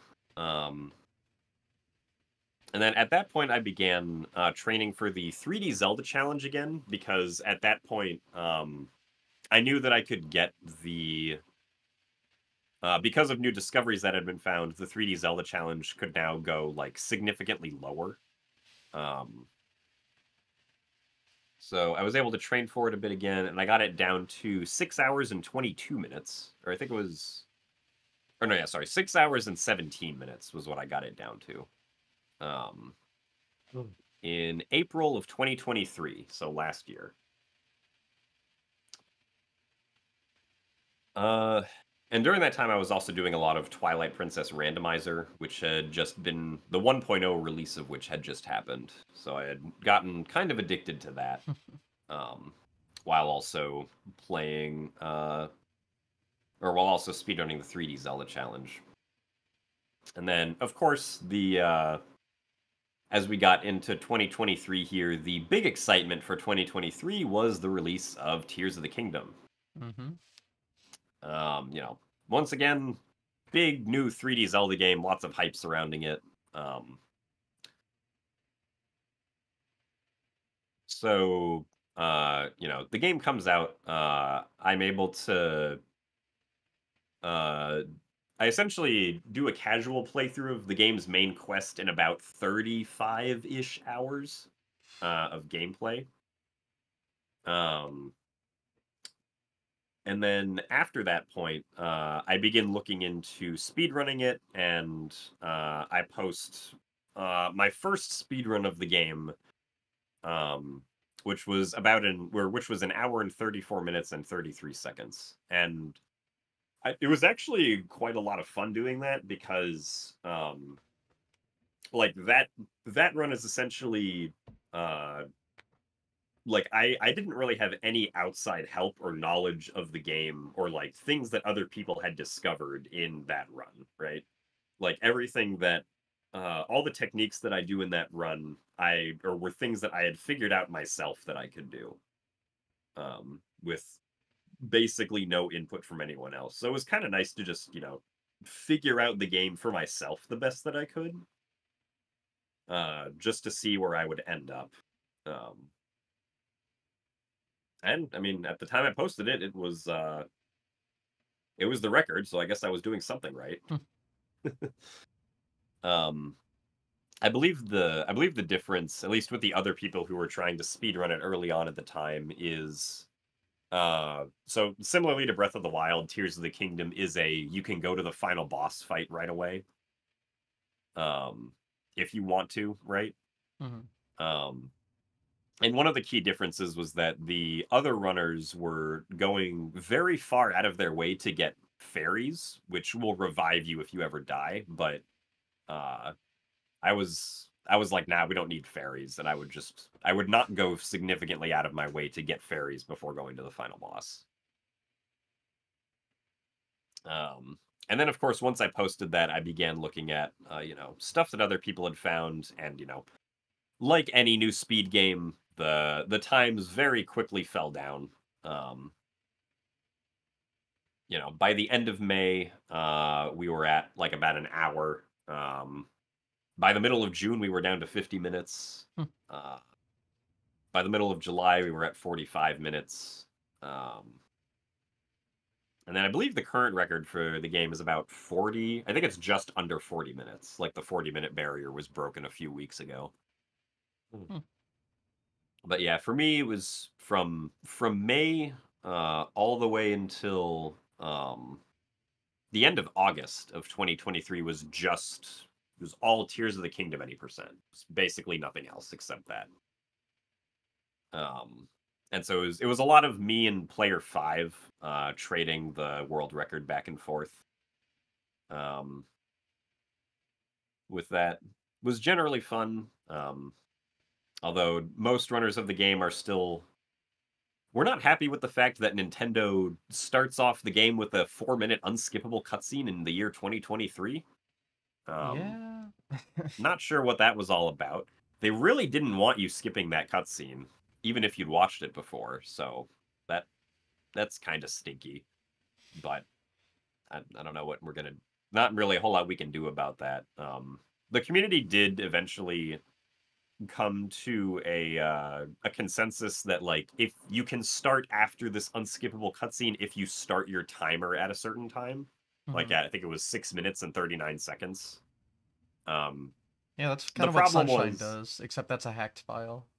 yeah, so it's a similar idea to that. The only problem was then 3 days later, an out of bounds clip before the unskippable cutscene was discovered. So if you wanted to save time with that out of bounds clip, now you had to do the out of bounds clip and then watch the cutscene anyway Oh. to be Hmm. able to get that time save in. And it was pretty significant because that out of bounds sequence saved about 50 seconds. So if you're going for the record, you kind of need that. So you just have to watch it no matter what now. So yeah, we got 3 days without the intro cutscene, then we were back to the intro grind. It's so It's like yeah, what fun. how unique. Where else would you Yeah. see that? Um, yeah. So after any percent, I moved on to the all dungeons category. And all dungeons category is actually very fun.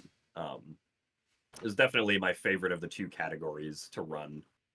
Um, Unfortunately, I kind of after I reached a certain goal with all dungeons, I did kind of have to stop because Tears of the Kingdoms, at least at that time, seemed to have this weird problem of it just not being popular to watch. Um, I'm not sure exactly what all of the reasons for that are, but I think a pretty big one is that there are, even today, still a lot of people who haven't completed Tears of the Kingdom and don't want to be spoiled, of course. Yeah. Um, It's like eventually when my viewer count settled after all of like the hype of the after all the initial hype of the game died down, my viewer count was only like 60% of what it normally was. When I was like, speedrunning all the other 3D Zelda games. So that was definitely something I was not anticipating, but I don't know, maybe just it was also part of because I mean it was also like Tears of the Kingdom specifically, right? When I stopped speedrunning Tears of the Kingdom earlier this year and went back to Twilight Princess HD, right? My viewer count jumped back up almost immediately to what it previously was. And people were coming back saying like, "Oh man, I can finally watch again to not get spoiled by Tears of the Kingdom." And I'm like, "Oh, I'm sorry that you weren't able to watch for like 10 months How while dare I you? was only speedrunning Tears of the Kingdom." Yeah. Um But yeah, so Tears of the Kingdom all dungeons I still have the record for. Um it's interesting like anytime I look back to like see what people are currently doing with the Tears of the Kingdom all dungeons category. A a lot of people actually seem to prefer running on not the fastest version of the game, which I find very interesting. Um I think probably just because the run is generally more enjoyable on that version. Because the fastest version for the category is version 1.1, but a lot of people have taken to running on 1.0, which has a couple differences that make it slower than 1.1. But, all the more power to having fun, right?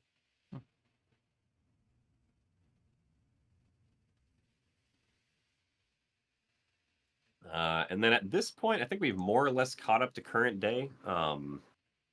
I did some Twilight Princess HD glitchless, got under 5 hours in that category, and then transitioned to Skyward Sword H, or not Skyward Sword HD, Twilight Princess HD 100%, which is what I'm still currently running.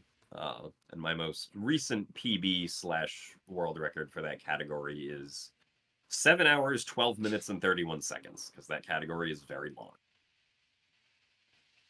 And we've arrived to today. And we've arrived to today after me talking for 3 hours. I mean, that's what happens when you have a rich history of speedrunning, so. And I'm, of course, a noob when it comes to everything, so I need to be informed, so that's how it is. There's a lot of game mechanics to talk about as well. But hopefully other people are like me and can learn too, so. That's the fun part about this. But yeah, we can go back and I'm sure there's some live speedrunning events you were a part of that you didn't talk about yet. I know you talked about the first 4 GDQs, it sounds like. Well, GDQX is included, but yeah. Right. So let's see, I guess the first one that I didn't mention is, so I mentioned Skyward Sword at AGDQ 2020. And then a year later, I did Skyward Sword any percent again at AGDQ 2021, which was online, of course. mm-hmm. And then, or no, sorry, before that, or no, sorry, I mentioned Twilight Princess HD at SGDQ 2020 yes. Online, right? And then AGDQ 2021, I do Skyward Sword any percent. That was back when the category was about an hour and 20 minutes long.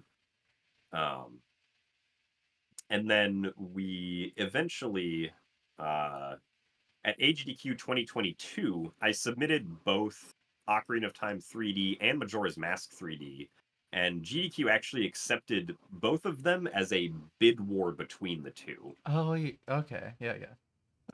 Which was interesting, but, you know, it makes sense to try to drive hype with it that way. That's a cool way of doing it. Yeah. So the Majora's Mask 3D ended up winning the bid war, so we did Majora's Mask 3D any percent at that one. And then at SGDQ 2022, I was supposed to run Wind Waker all dungeons, but unfortunately, I got COVID a few days before the event was supposed to start. Unlucky. So I wasn't able to. So I wasn't able to go to the event. Obviously, I had to stay home. I asked them if I could just do my run online, and they said no. Oh. They instead had Linkus do the run because I believe he was the backup runner for that, which makes sense because I imagine it's a giant hassle to try to. If something is not pre-planned ahead of time to be a remote run, it would be a hassle to try to organize it to be. Yeah, they always set up everything well ahead of time. Yeah. So I didn't end up doing a run there. I did still get a shirt for being a runner at that event though, which I thought was funny. Well, I mean, yeah, you still you were still registered as one, so yeah. Yeah. And then for 8, so because I was not able to do that run, they actually told me, oh, if you submit Skyward Sword all dungeons to AGDQ, we will accept that. And I was like, oh, okay, well, free GDQ run, I guess? ? So I submitted all dungeons for AGDQ 2023, and then, like they said, it got in, so we ran that at AGDQ 2023. And then I didn't run anything at SGDQ 2023.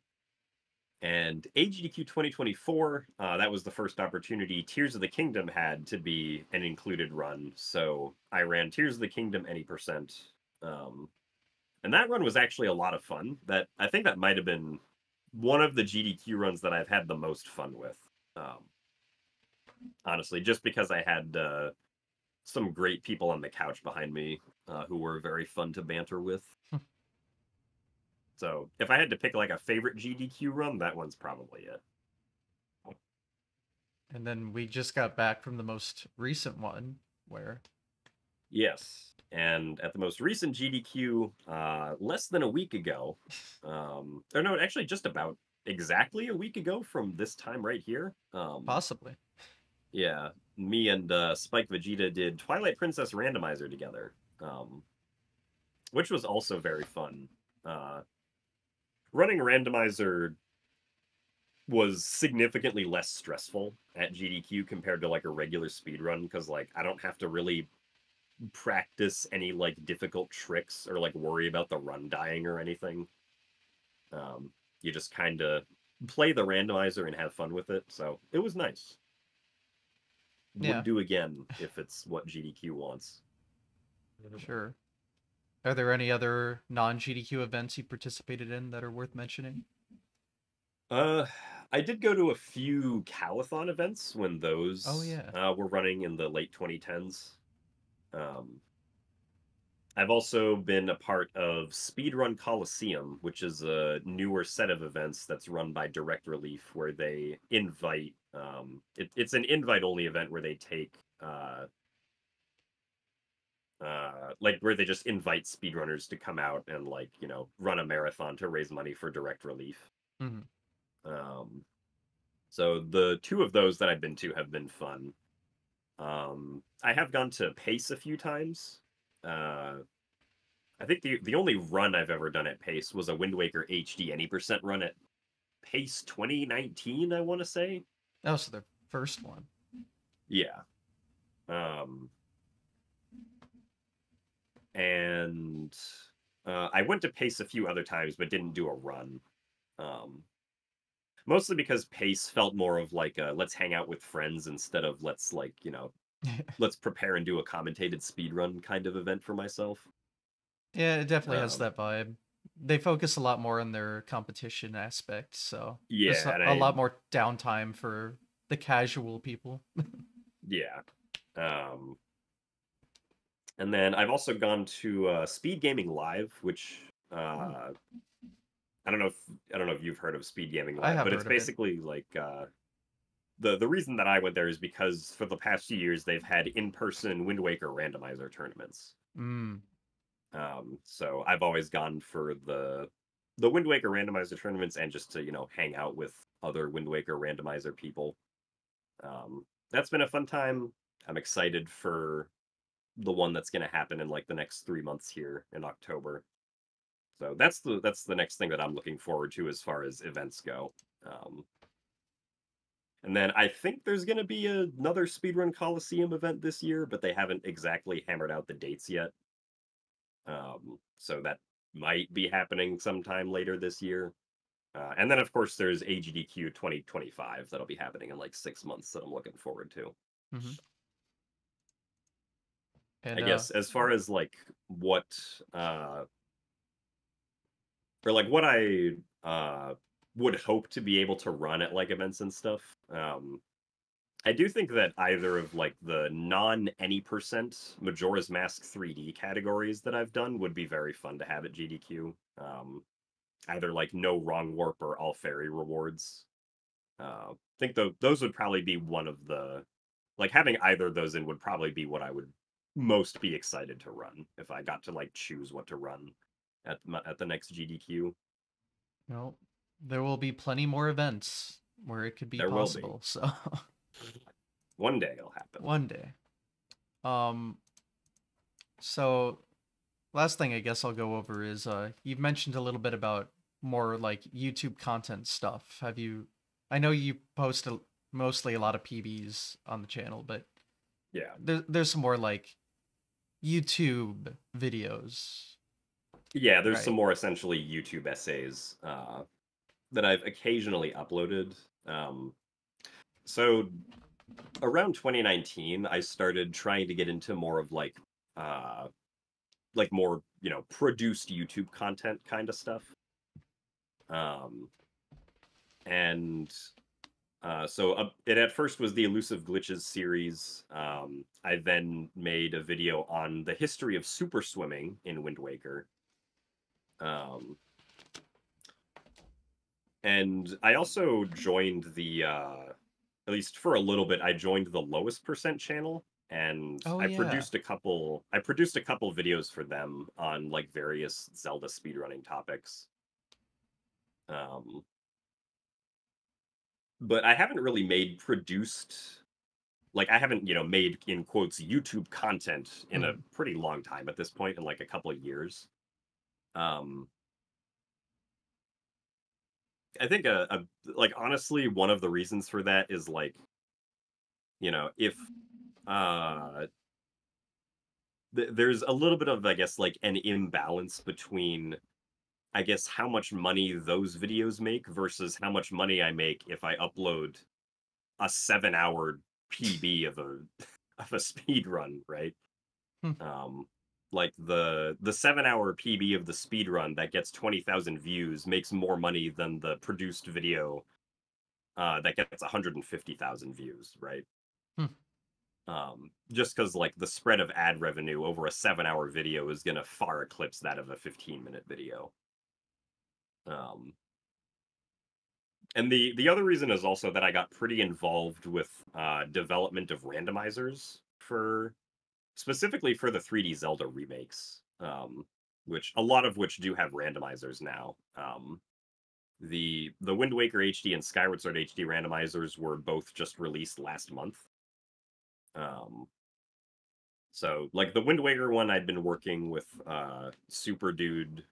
I've been working with Super Dude on for about 2 years. And the Skyward Sword HD one had begun development last August, so I've been working on that for about 8 months as well. So that's where a lot of like my free time that would otherwise go towards speedrunning or potentially producing YouTube content ends up actually going. Because I find like development of randomizers to be more fulfilling than making YouTube content is or was. I think a lot of it is that like there's not a whole lot of like potential YouTube content that I guess like excites me to try and make. Like I don't particularly enjoy doing like research on things. So like it was easy for me to make videos on stuff that I already knew in depth very well, right? Mhm. But if I wanted to make like, I don't know, the history of Ocarina of Time any percent, right? Uh I mean, I guess that maybe that's too ambitious of a project, but uh like I wouldn't really have motivation to try and do uh like proper research for a video like that, right? Mhm. So a lot of it will probably just come down to like is there a cool video idea that I think of that I think would do well and that I already kind of know all the information for, so I don't have to do a whole lot of research. Yeah. I mean, it's always important to do what is more fun. So, Yeah. yeah. Whatever gets more fulfillment out of your time is always the most important thing to do. So, makes sense. Yeah. And I mean, of course, like there are a lot of people who appreciate that those randomizers exist. So Oh, it's I'm it's sure they get fulfilling in plenty of its own use. way. Yeah. Yeah. I will say though, I do like the Jot Wad video. Ah, yes, that one's a good April 1st classic at this point. Yeah, I I mean, think that was probably one of the more creative videos I've ever made because I was like, yeah, sure, I'll just write 4 minutes of poetry. This sounds like a great idea. it was good for me because I don't know how I randomly saw it, but I didn't know what it meant. So it was a genuine Oh, yeah. surprise.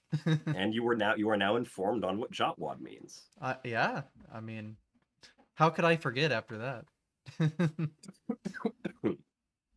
But yeah, I think we've pretty much covered everything. I can ask. I know you've gone over like what you would like to do in the future in terms of like speedrunning events, but do you have like streaming plans or anything coming up? Not no, I've never really had like I guess I've never really looked at like streaming and speedrunning through like I guess the way to phrase this is I've never forced myself to look at streaming or speedrunning through like a business lens. Yeah. Because that would just take the fun out of it for me. Um, And in some regards, I did get kind of lucky in the fact that I can just kind of speedrun anything within the 3D Zelda realm and get a lot of viewers doing so. So I don't have to really think too hard about it. I just kind of have what I'm speedrunning now, and then I have a vague idea about what I might do next. Um, as far as speedrunning goes, like right now I'm doing TPHD 100%. Um, and after 100%, I'll probably go back to all dungeons and see if I can improve my time in that category. Maybe get like under 4 hours. Hmm. Because my current time in that category is like 4 hours and 2 minutes. So I think sub 4 should be doable for that. Yep. And have you ever thought And of another speed run that kind of branches away from 3D Zelda, or is that just kind of the sweet spot? I mean, it's definitely my sweet spot. There was a month in like 2014 where I did speedruns of the first Harry Potter game on the PC version of the first Harry Potter game. Um, but that I don't think that's something I'll come back to just because of associated controversies, unfortunately. Yeah, that's fair. Leave it at that. But yeah, so just 3D Zelda just sounds good. Yeah. I mean, there's enough of it to keep me occupied for a while. It's kept me occupied for 11 years, so. Yeah.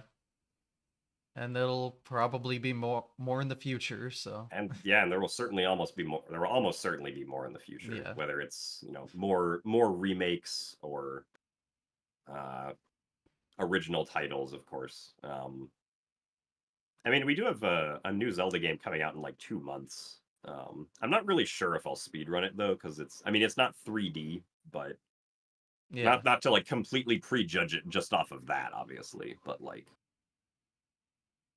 I don't know. I guess I would have to play it first before seeing if I have any interest in trying to speedrun it. Definitely looks built off of the Link's Awakening remake they made. Yeah, definitely. So it's probably going to be similar to that, I assume. But yeah, I guess that's everything. Anything we missed you want to go over? Uh, I mean, I guess there's more that I can talk about specifically with regards to like my experience in randomizer development, but that's not really related to speedrunning. I guess I'll just leave that up to you if you want to discuss that or not. Yeah, I mean, I guess the short version is that like I initially got into randomizer development in late 2020, when another Ocarina of Time 3D runner was experimenting with getting an Ocarina of Time 3D randomizer to work. And basically was like, hey, this looks interesting. Could I join you in helping out with this project? Um, so I got my start with it on that. Um, Only really helped develop that one for like a year and a half ish, until I caught wind that there was a Wind Waker HD randomizer being worked on, and asked the developer of that, Super Dude, if I could help out with that, and also began helping out with that one as well. Um, it's definitely so the I guess the focus that I typically have with randomizer development is not usually related to the actual game patching itself, but is more so related to how the randomizer uses logic to place items in locations that still make the game beatable, right? So making sure that that's all set up well, that the spoiler log gives, a useful playthrough of how to get through a seed, making sure things like entrance randomizer logically work out with each other, um, making sure that hints, are useful and nice, all that kind of stuff. And then usually I end up learning like some game patching because for some things it is just necessary to know how that works. Um, hmm. but I guess my somewhat weird story with this is like, so the Ocarina of Time 3D randomizer, right? It was the first randomizer I worked on, and it also was in a programming language that I didn't really have much experience with at the time, which was C++, right? I don't know how much you like. Do you have any programming experience? C++ is why I flunked out of computer science in college. Ah, okay. So you do have experience with it. Not good experiences, but Um, we made do. right. So, the I didn't really understand the scale of a randomizer program when me and GameStabled, the other OOT 3D runner, were making that, and so the code that I wrote was very bad. It it works, but it lacks scalability, is very difficult to properly maintain, and is just very confusing to try to read through, right? Like, just, aside from the fact that it works, there's nothing else about it that's really great at all. Um, so that was like, my first experience on that. I thankfully then wrote stuff that's much better for the Wind Waker HD randomizer, so that it's more scalable and maintainable. And then eventually, when I started work on Skyward Sword HD, or with the Skyward Sword HD randomizer, I was able to, basically make a logic system that I programmatically was very happy with. I think it's, pretty easy to maintain and to scale up, with how big the randomizer could eventually get. Um, now, uh, I guess a weird problem that arose, is so there's the Ocarina of Time PC port. I don't know if you've heard of Ship of Harkinian at all. Hmm. I mean, I've heard of the PC port projects for games like that, but nothing Okay, specific. so yeah, so there's a I guess there's a specific like project or branding, Okay. that I assume their goal is to, I guess, consolidate all of the eventually fully decomped 3D Zelda games into like a single project of sorts called Ship of Harkinian. Hmm. Um, and uh, so one of the developers of Ship of Harkinian reached out to me, and was like, "Hey, can we uh, copy the code that you made for the OOT 3D randomizer for the Ship of Harkinian project so that we can have a built-in randomizer, right?" And the reason they wanted to do this is because the OOT 3D randomizer is written in C++, and Ocarina of Time as a game, right? Like the reverse engineered decomp project was in C. Mm. And those languages can interact with each other, or at least C++ can interact with C very easily, and would integrate well into their project. They couldn't do that with the N64 randomizer because the N64 randomizer is completely written in Python, except for the actual game patching functionality. But like all of the logic parsing and item placement is all done in Python, and they wouldn't really be able to at least use that in a well integrated way. So they came to me and they were like, or one of the developers came to me and was like, "Hey, can we use this?" And I was like, I mean, the code kind of sucks. I would recommend rebuilding it from scratch, but if you want to, you can use it. And they were like, "Cool." So uh, they more or less did just copy it over and began using it. And that was 2 years ago. I believe they're still having trouble trying to detangle that mess that I made 2 years later, along in the project's life cycle. You did try to Every warn time them, so. I did try to warn them. I was like, I don't think this is a great. Well, okay. I tried to warn that one developer who contacted me. I don't know what he said to any of the other developers. Um, I was like, I tried to warn you about this. All right, and I haven't I've had no correspondence with them except for that one person who reached out, really. But I look back and I'm like, man, why did my bad code propagate to other places? This is not what I wanted. um, and I guess in a similar vein, like there was also been for a couple of years an ongoing effort for a Majora's Mask 3D randomizer, right? Hmm. And so, obviously the natural choice is, oh, let's build upon the randomizer for the other 3DS Zelda game that exists, right? So that project also now took my terrible code and is also trying to untangle it to some degree. And I'm like, can we stop please using this code? This code is awful. I was gonna say, I But hope they're crediting you, but maybe you don't want to be associated with that code. uh, I mean, I don't like in general. I don't really care about people crediting me for things, um, which I guess might be kind of weird. Um, at least as far as like coding and development goes. Like obviously if someone tries to pass off a speedrun of mine without crediting me, I'd be like, hey, hold on. But um Been there. right. Like programming code is not something that I feel uh like particular, personal ownership over. Fair enough. To each their own. All right. Well, is that everything? Have we Yeah, that's reached the my the that's my conclusion? randomizer rant about why don't use OOT 3D code, please. It's not going to be helpful. If there's anything any randomizer developer takes away from this is to stay away from that until I fix it in like 10 years. All right. Well, at least we got a time frame. All right. Well, I guess we can end things off here. I can leave this time for you to self promote to your liking, and I'll ask if there's any questions Chad has. Feel free to ask away. But yeah, go ahead. Yeah, I mean, you can find me both Twitch and YouTube at just gymnast86. Twitter is at Mr. Gymnast86 because someone took Gymnast86 in 2009, made 3 tweets, has never tweeted again, and I still can't get that account name. Um,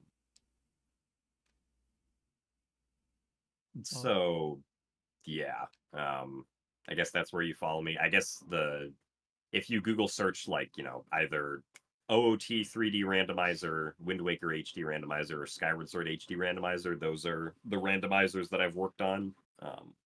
If you want to play randomizer, well, um, what's your favorite format for randomizers? Question.